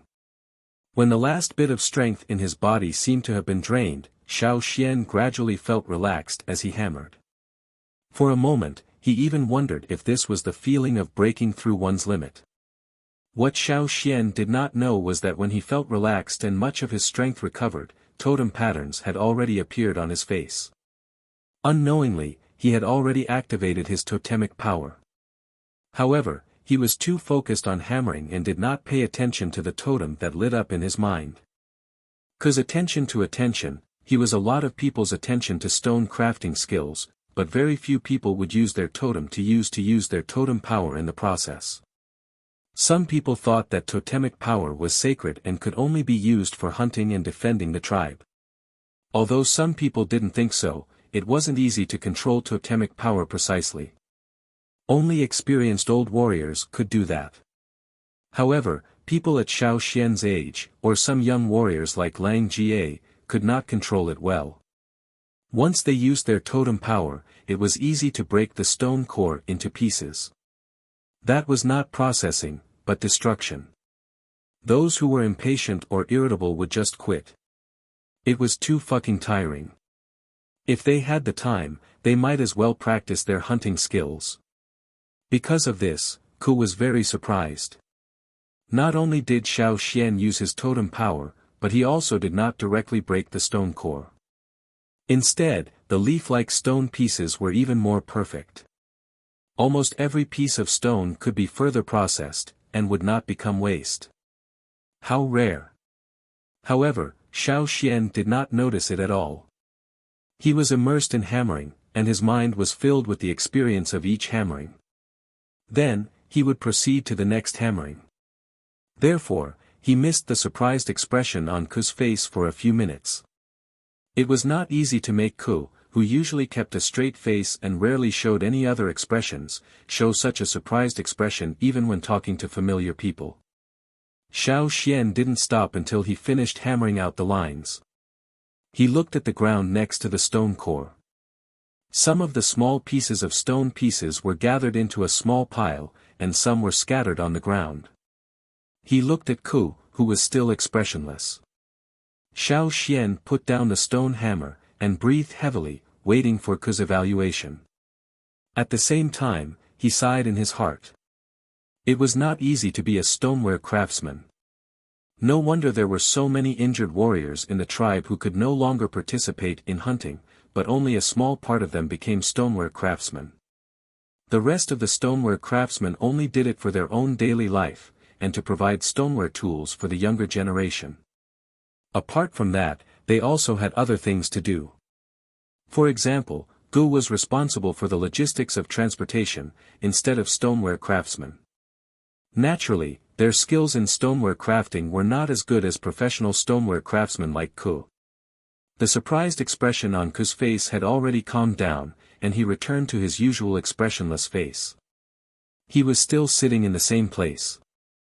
He raised his hand and took a slender wooden stick from the side, and pushed aside the stone pieces that were piled up together. Then, with a slight shake of his hand, the slender wooden stick picked up a small piece of stone with a sharp tip. The small piece of stone that was picked up drew a parabola in the air, and fell into a wooden box full of stone pieces to be processed. The stone pieces that were peeled off could be made into scrapers, sharp tools, stone awls, stone arrowheads, and so on. Although there seemed to be a lot of stone pieces knocked off, Ku's picking speed was also very fast. Xiao Xian saw the stone pieces flying from the ground into the stone plate like a string of beads, and was overwhelmed. Before Xiao Xian could take a few breaths, Ku had finished picking. Putting down the wooden stick, Ku said expressionlessly, "Trash." Xiao Xian's eyelids twitched, but he soon realized that the trash was not talking about him, but the stone pieces that were knocked off from the ground and could not be processed further. These were considered as trash. Obviously, Ku was not satisfied with the amount of stone pieces that were knocked off. "I originally planned to make a stone ball, but now it seems that I can barely make an adze."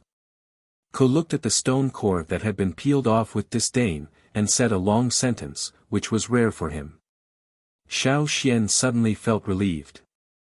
He was worried that Ku would directly ask him to leave, but since Ku said so, it meant that he did not object to teaching him. "Give it to me." Ku pointed at the stone core that Xiao Xian had knocked off. Xiao Xian quickly put down the stone hammer, took the stone core that was in a terrible state, and put it on the stone anvil in front of Ku. "Look carefully." Ku picked up the stone hammer that Xiao Xian had just used, and with the other hand, he picked up the stone core that was twice as wide as his palm. He held it firmly and looked at the stone core. Xiao Xian only heard a whoosh sound of wind, and the hammer flashed by. Ding!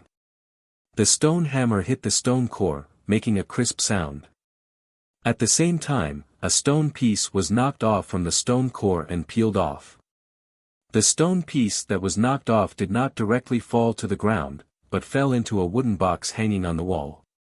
From swinging the hammer to knocking, Ku was very neat, as if he had already determined which piece of the stone core would be knocked off before he swung the hammer. He was not like Xiao Xian when he was knocking just now, as if he was on a battlefield, but when he swung the hammer, there was a kind of casualness. This was the real, peeling stone, unlike Xiao Xian who was just knocking off the stone, and what he knocked off was mostly waste. After the first strike, Ku did not give Xiao Xian too much time to think, and then the second strike, the third strike, and the fourth strike, the hammer flashed continuously, and the sound of ding ding was incessant. As the hammer moved faster and faster, Xiao Xian even felt that the sound had become one, and he almost could not hear the interval between the hammer strikes. The stone pieces that were peeled off from the stone core fell into the wooden box one by one, and at first glance, it looked like a rainbow bridge, connecting the stone core and the wooden box. Xiao Xian's eyes were straight. He knew that Ku's ability to restrain stoneware was very strong, but he still did not expect that he had underestimated this old stoneware craftsman. He actually had such uncanny workmanship. This was not peeling stone, this was simply cutting noodles with a knife. Obviously, when Xiao Xian came to observe in the past, he did not see Ku's real ability. What he saw in the past was just the tip of the iceberg, and it was far from being enough to describe Ku's stoneware skills. So exquisite. So precise. When Xiao Xian came back to his senses, Ku had already finished peeling the stone pieces, and the stone core in his hand was already in the shape of an adze. After that, he drilled and polished, installed the wooden handle, and shaped the tool.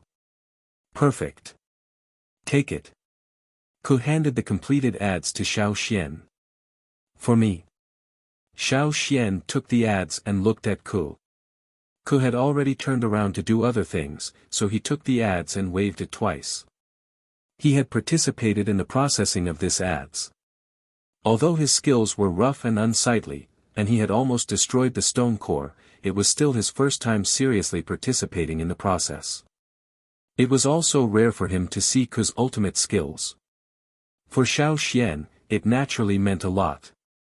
The stone core used to make this adze was fine, compact, and hard. It did not look obvious, but when he held it in his hand, he could clearly feel its weight. It was of a medium quality. He did not expect Ku to give it to him just like that. Peeling stone pieces, even if it's the simplest way, takes a lot of time to achieve the most satisfactory result, and there is no shortcut. You have to anticipate the peeling of each piece of stone, and then think about the speed, weight, strength, consequences, and so on, and relate them to the stone core.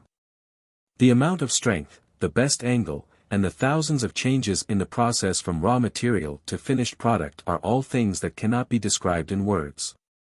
How to use strength, what angle, how to hit. You can only understand these through repeated practice.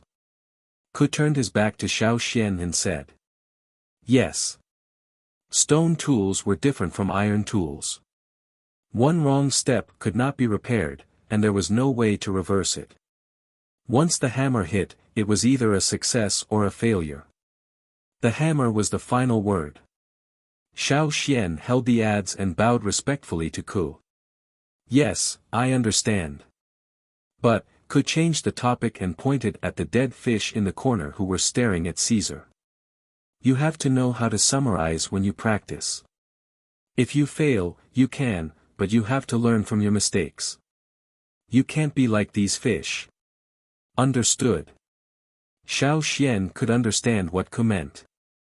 Ku meant that Xiao Xian should not be like these piranhas, who were stubborn and did not learn from their mistakes. They would not turn back even if they were killed.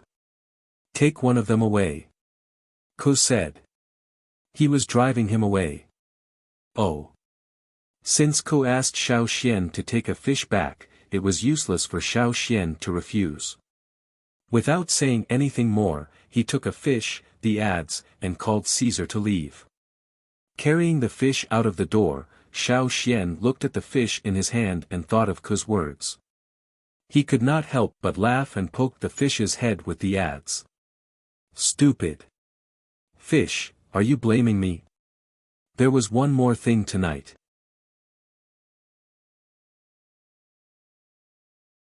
Chapter 31. Early the next morning, Lang Jie and the others came to the cave to look for Xiao Xian. The wood was ready, and they were just waiting for Xiao Xian to name the place. They would start building the house on whichever piece of land he liked. Xiao Xian was familiar with the Mountain Foot district. With his current condition, it was impossible for him to build a house on the mountainside. Wouldn't that be asking for trouble? As for the place to build the house, Xiao Xian already had his eyes on it. Although it was a little out of the way, he could see the situation on the mountain, the foot of the mountain, and the cave from there. Lang Jie and the others were very familiar with building a wooden house, and with their great strength, it took them only half a day to build the wooden house. They just needed to fix some small details, and the wooden house could be lived in directly.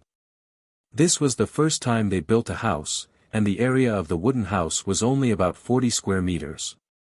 It looked okay, and they could expand it by themselves in the future.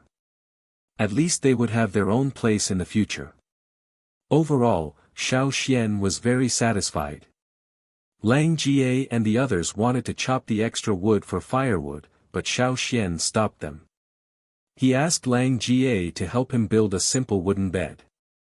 Some people in the tribe like to sleep on stone beds, some like to sleep on haystacks, and some people built their beds with wood. Xiao Xian naturally preferred the latter. It looked much more comfortable than sleeping in the cave. Xian. Xiao Xian heard the voice and looked over. It was a middle-aged woman named Yi. She did not awaken her totemic power, and also lived in the Mountain Foot district. She took some sewing jobs, and was a good person. Xiao Xian often asked her to help him sew animal skin bags. Yesterday, he took the fish and asked Yi to help him sew it. He also told her in detail how it looked like. He thought it would take 2 or 3 days, but it was done so quickly. "Auntie, is it done?"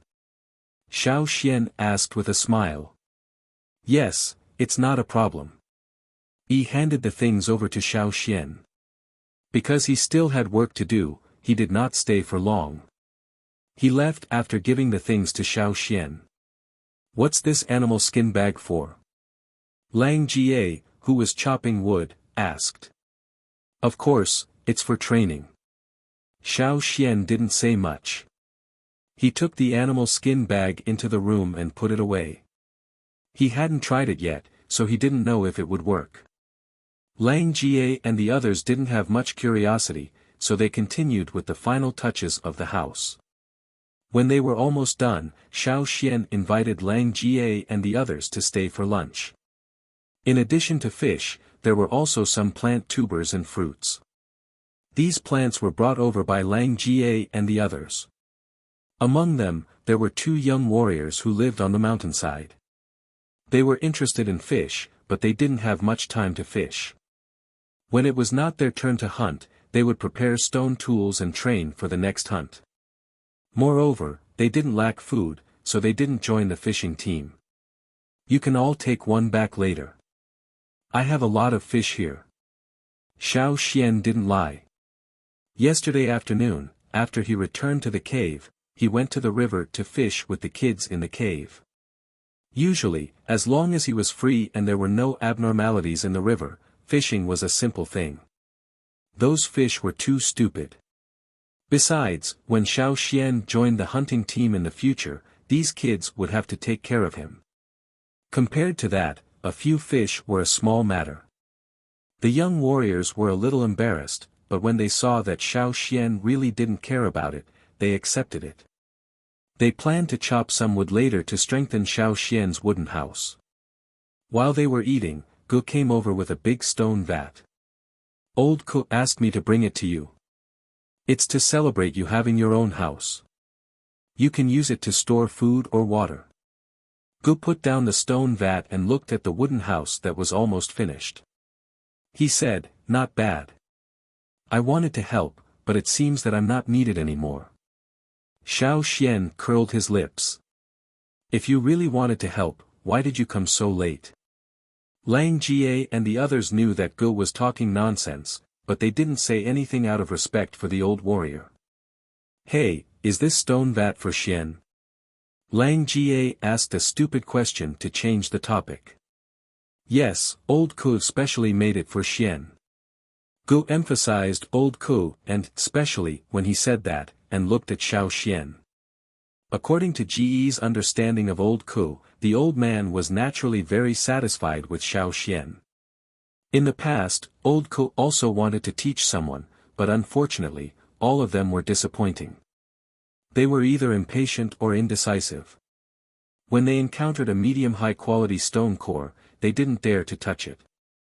At that time, Old Ku directly drove them away and didn't pay any attention to them. Many people thought that Old Ku was unreasonable, but in fact, Old Ku was just too disappointed. But now that he finally had his eyes on someone, Old Ku still had a long face. If he angered Xiao Xian this time, who would be better than Xiao Xian in the future? Gu looked at him anxiously. In fact, on the night of Xiao Xian's awakening, after the sacrificial ceremony, Ku came back and asked Gu to exchange for a suitable big stone. After working for 2 consecutive nights, he finally made this stone vat. This stone vat was about the same size as the one Gu used to send food to the cave every day, but the workmanship was much better. The stone vat was almost the same thickness, and the inside was polished very smooth. The outside was not only polished very carefully, but also carved with some patterns, such as mountains, rivers, birds and beasts. Xiao Xian had not seen many birds and beasts before, but Ku must have seen them when he went out hunting. People like Ku usually only thought about the practical aspects when making stone tools, and rarely did they make any fancy designs. Now that he made a water vat for Xiao Xian like this, it was obvious that Ku valued Xiao Xian very much. This stone vat is so beautiful. Lang Jie and the others surrounded the stone vat and said enviously. Although they usually valued practicality more, and didn't care much about a water vat, who wouldn't like more beautiful objects? This stone vat was not only big, but also had special carvings and a matching stone lid. Usually, most people would just cover it with animal skins or straw mats, or just cover it with stone slabs. Very few people would have a cover for the entire water tank. Even the 2 young warriors who lived on the mountainside didn't have such a cover for their water tanks. Yeah, what a good vat. I've lived for so many years, but I've never seen such a stone vat at home. Gu said. Is the Ku you're talking about the one who was famous for making traps? Ong, who came with Lang Jie, asked. Yes, that's him. Lang Jie nodded. I heard that many people wanted to learn from Ku, but later. Ong didn't continue. What happened later? Later on, those who wanted to learn from Ku were either driven away by anger, scolded, or forced to leave. Later on, gradually no one went to him, and Ku moved from the mountain to the mountain foot area. Ku was indeed very famous in the tribe, but now very few people would mention him. Old Ku is very capable. Although he is very strict, you can learn good things from him. Gu said to Xiao Xian earnestly. Yes, Xian, are you learning from Ku now? You must hold on, Ku was really good at that time. Lang Jie also came over. In order to encourage Xiao Xian, he also told him about his experience of learning to set a ground bow from his grandfather. At that time, he was also scolded like shit. At that time, he was not only scolded, but also beaten. Lang Ga's grandfather was also a very good warrior. Lang Jie couldn't escape from the old man's hands. Every time the children living around saw Lang Jie being beaten, they would laugh at him. At that time, Lang Jie felt very embarrassed and blamed his grandfather for a long time. Later, when Lang Jie really became a warrior, he realized his grandfather's good intentions. They hunted in the forest. Although the ground bow couldn't directly kill the beasts, it could still play a key role. Because of his excellent skill in setting a ground bow, Lang Jie was quickly accepted by the hunting team. Every time after a hunt, he would get a lot of food, at least more than others at the same level of strength. If you can learn more skills, your future path will be much easier. Not only will you be able to occupy a more important position in the hunting team, but if you are injured during a hunt and become like me and Old Ku, it will be inconvenient for you to hunt with the hunting team. But if you stay in the tribe, you can at least learn more skills to make a living, and live a better life without starving. Said Gu. Therefore, Lang Jie and Gu both agreed that even if they were scolded like shit, they had to bear with it and learn as many skills as they could. It would be best if they could squeeze all the skills out of their opponents. Not to mention that Ke had a lot of good things hidden away, so they had to squeeze even more. Listening to their words, Xiao Xian nodded solemnly, I know what you mean. If you want to learn skills from others, you can ask for anything, but you can't be shameless. Lang Jie and Gu said, yes. Chapter 32. Xiao Xian naturally wanted to learn old Ke's craftsmanship.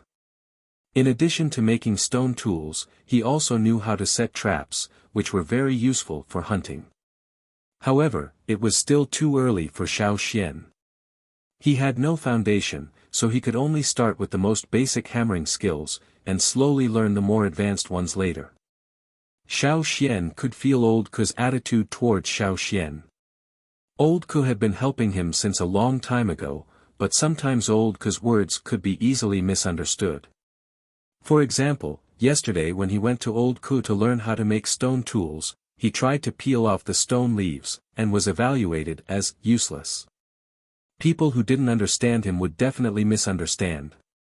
Fortunately, Xiao Xian had a flexible mind. He understood what old Ke meant after thinking for a while.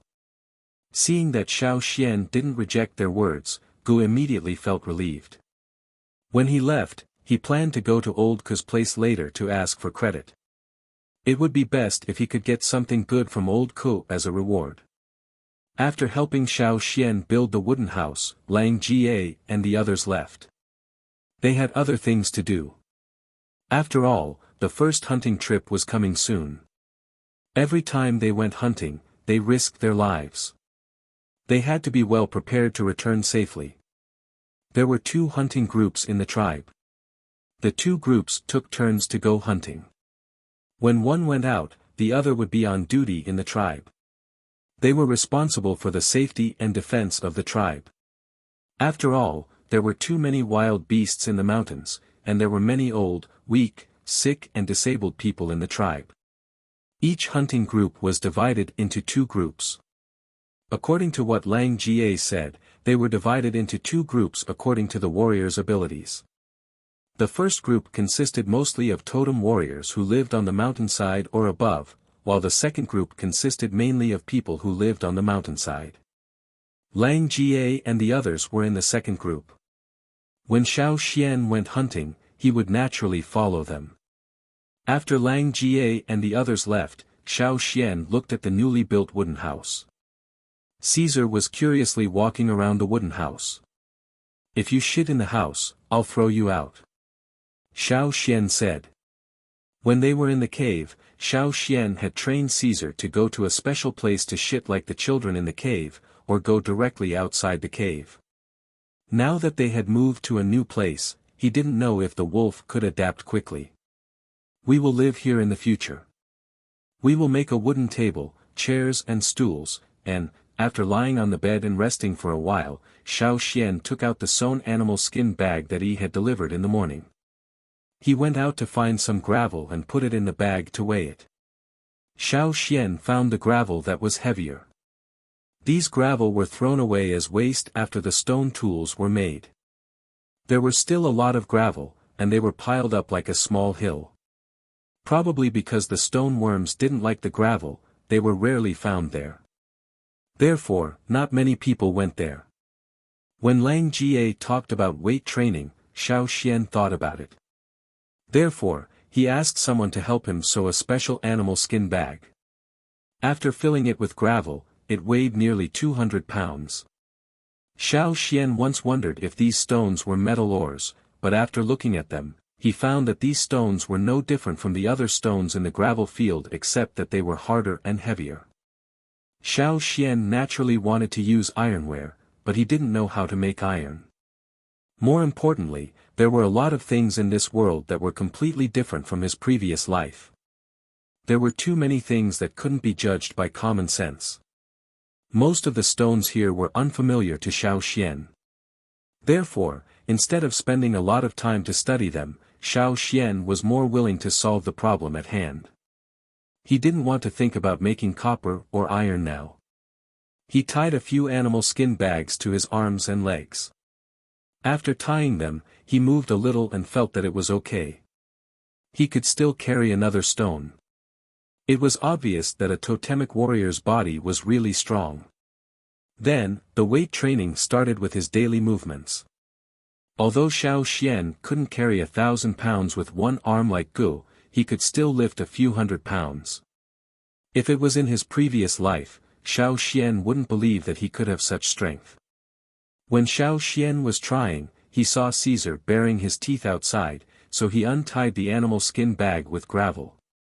As soon as he untied it, he heard someone calling his name outside. "Is Xian here?" Two very tall and strong warriors came over. They looked very young, about the same age as Lang Ga.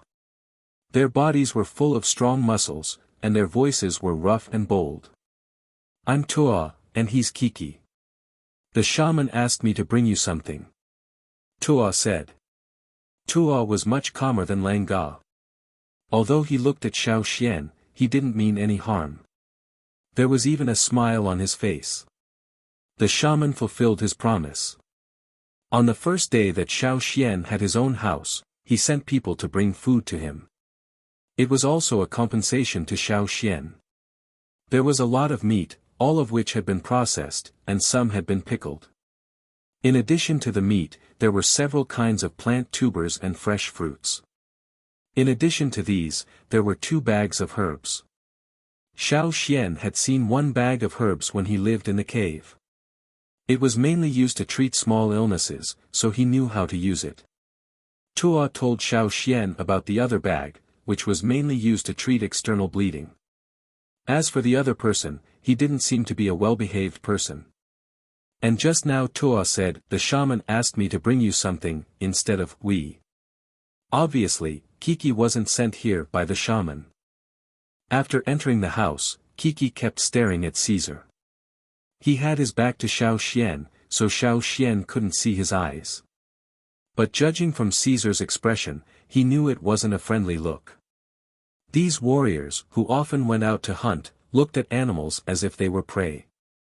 When they saw animals, they couldn't wait to stab them with their spears. Caesar's whole body was tense, and he couldn't help showing his fangs. He was almost ready to fight. "Hey, this wolf can be raised like this," Kiki said. When Xiao Xian was wondering if this warrior despised Caesar for being too cowardly and not as ferocious as the wolves in the forest, Kiki smacked his lips and continued, "It can be eaten in half a year." Caesar immediately showed his 4 fangs to the warrior, and his eyes were alert. He made a growling sound from his throat, which was a warning. It seemed that he would pounce on the warrior and bite him in the next moment. "Good." The warrior quickly pulled out the stone knife from his waist, and said excitedly. Tua, who was explaining the use of herbs to Xiao Xian, heard the warrior's words. His face stiffened, and then twitched violently. He immediately put down his things, and like a whirlwind, rushed to Kiki, who was confronting Caesar with the knife, and punched him. "Good my ass. Put your knife away." Kiki was punched and flew out of the window, and fell on the ground outside with a bang. Xiao Xian was speechless. Totem warriors were really simple and violent. After punching Tua, he walked to Xiao Xian and said, "He's always like this. He gets excited when he sees a beast. Don't worry, he's just used to it. He won't do it for real." After all, the wolf was the witch's card, so they didn't dare to do it for real. However, when he just finished his words, Kiki, who had just been punched, walked into the room as if nothing had happened. He moved his feet and walked to Caesar again. This time, he didn't hold the knife, but just rubbed his fingers. It was obvious that he hadn't given up yet. Tua had no other choice. The witch asked him to move things here, but he didn't expect to meet Kiki on the way. When he heard that they were going to the newly awakened warrior, the one who had surprised them the most at the ceremony, Kiki immediately became interested and followed them. Tua had wanted to talk more with this little warrior who was valued by the witch, but now he regretted letting Kiki come with him. If he let Kiki stay here, he might really fight with this wolf. This little wolf couldn't even take one punch from Kiki. What if it was killed? They would be scolded by the witch. Xiao Xian only saw a shadow flash in front of him. The next moment, Tuo appeared behind Kiki and dragged him out with his arm around Kiki's neck. At the same time, he turned back and said to Xiao Xian, "We've delivered the things. We'll leave now. We'll talk later when you go hunting with us." After the two left, Caesar also relaxed. He sniffed around, and then dragged out the animal skin bag that Kiki had just carried. It seemed that he was going to throw it out. Xiao Xian hurried to stop him. There were some dried fruits in the bag, many of which he hadn't tasted yet. It would be a waste to throw them away. While packing up, Xiao Xian recalled what Tuo had said. Tuo's last sentence meant that they were in the same hunting group as Xiao Xian. But Lang Jie and the others didn't mention these two people when they were talking. The first group. Chapter 33. Early the next morning, Xiao Xian tied the animal skin bag with gravel and ran to the training ground with Caesar. In the past, when he hadn't awakened, he had always been afraid. If he wasn't careful, he would be accidentally injured or even die. Now, he was much more confident. At least he wasn't so weak that he couldn't take a beating. People in the tribe did not know too many tricks.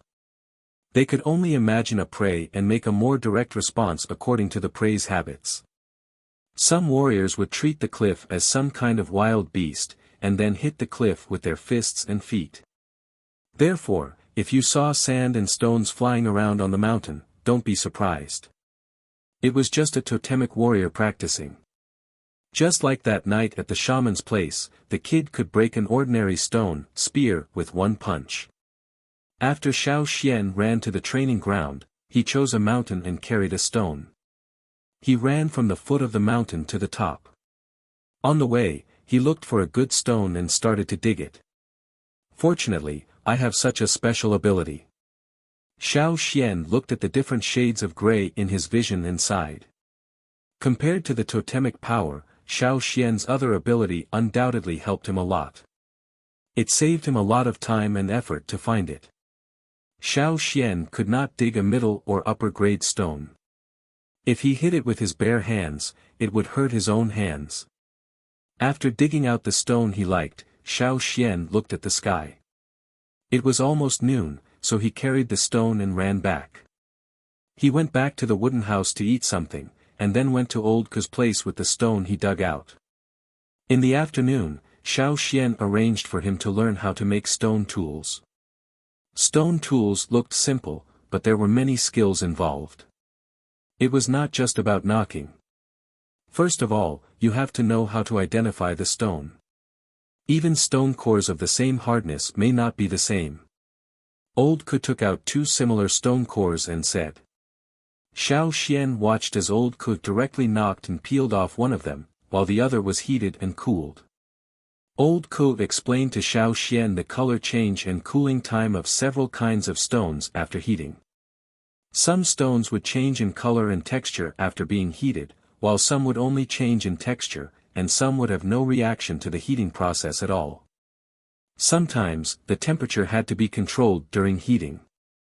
It was necessary to understand what temperature was the best for peeling and what temperature was not suitable for peeling. As for this temperature, without a precise instrument to measure it, he could only rely on his feelings and experience. For example, if Xiao Xian felt the same temperature, Old Ku would be able to tell which one was hotter just by touching it. Different stones have different reactions to different temperatures, heating times, cooling changes, and other characteristics. Old Ku placed one of the two stone cores he had just taken out above the fire.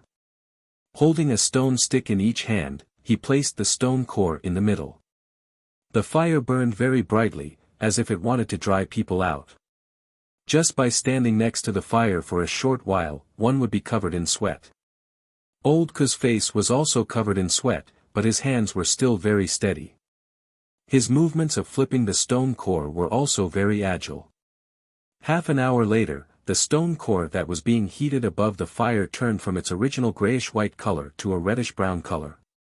Old Ku then took the stone core away from the fire. However, he did not start peeling off the stone leaves. Instead, he waited for the stone core to cool down and the reddish-brown color to lighten before he began peeling off the pieces. The peeled stone leaves, whether they were slender or round, were almost the same thickness. What kind of control was needed to achieve this?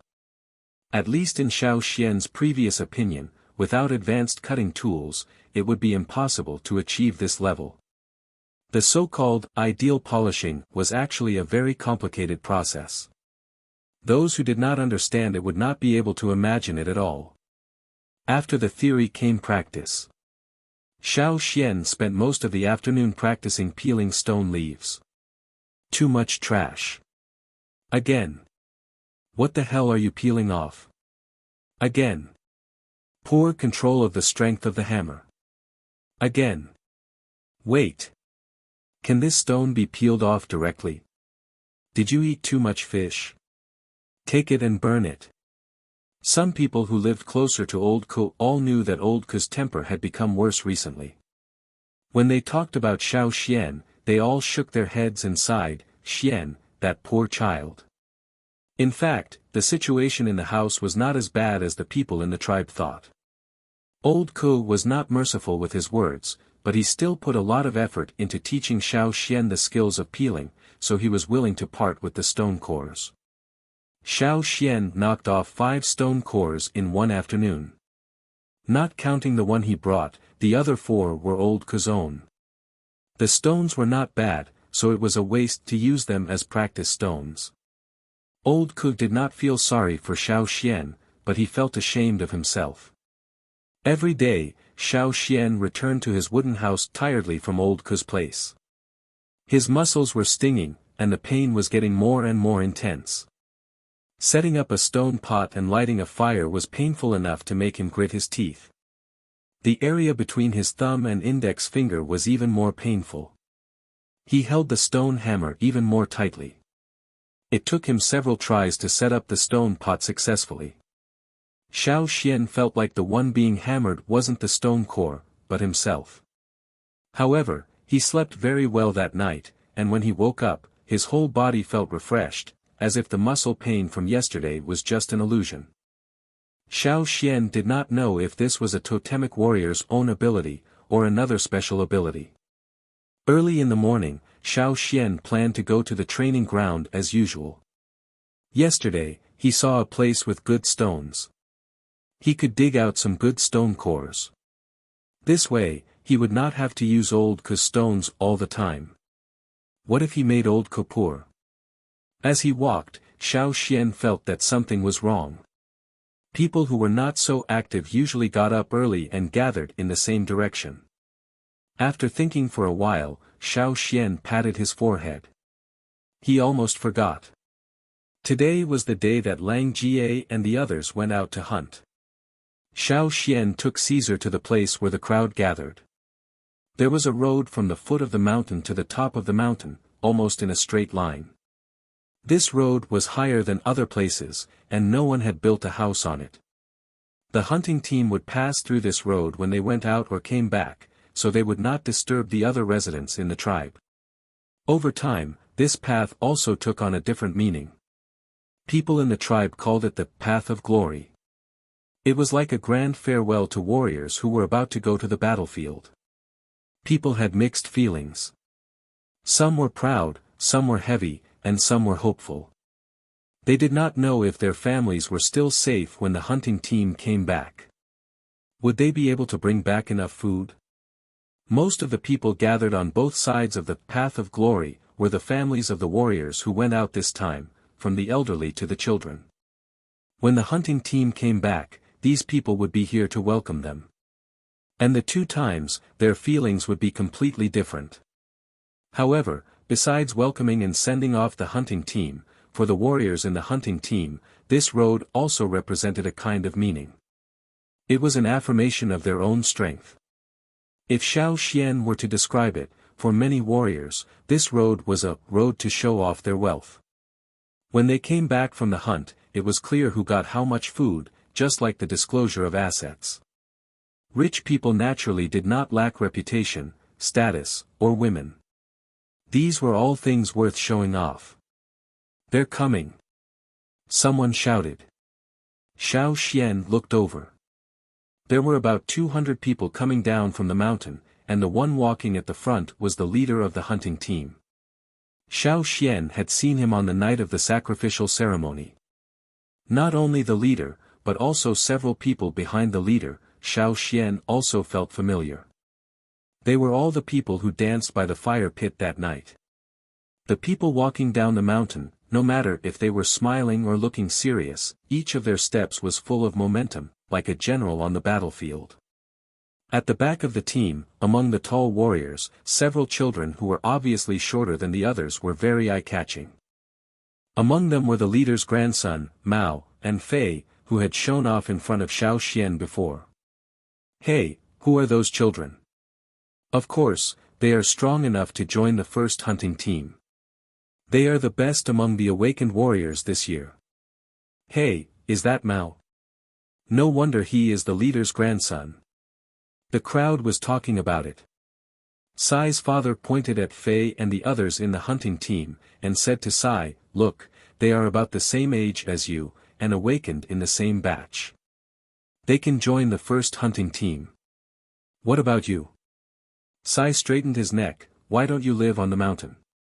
Sai's father choked, and directly threw 2 punches and 2 slaps at him. "You're tuning into the Han Li's Wuxia Chronicles YouTube channel.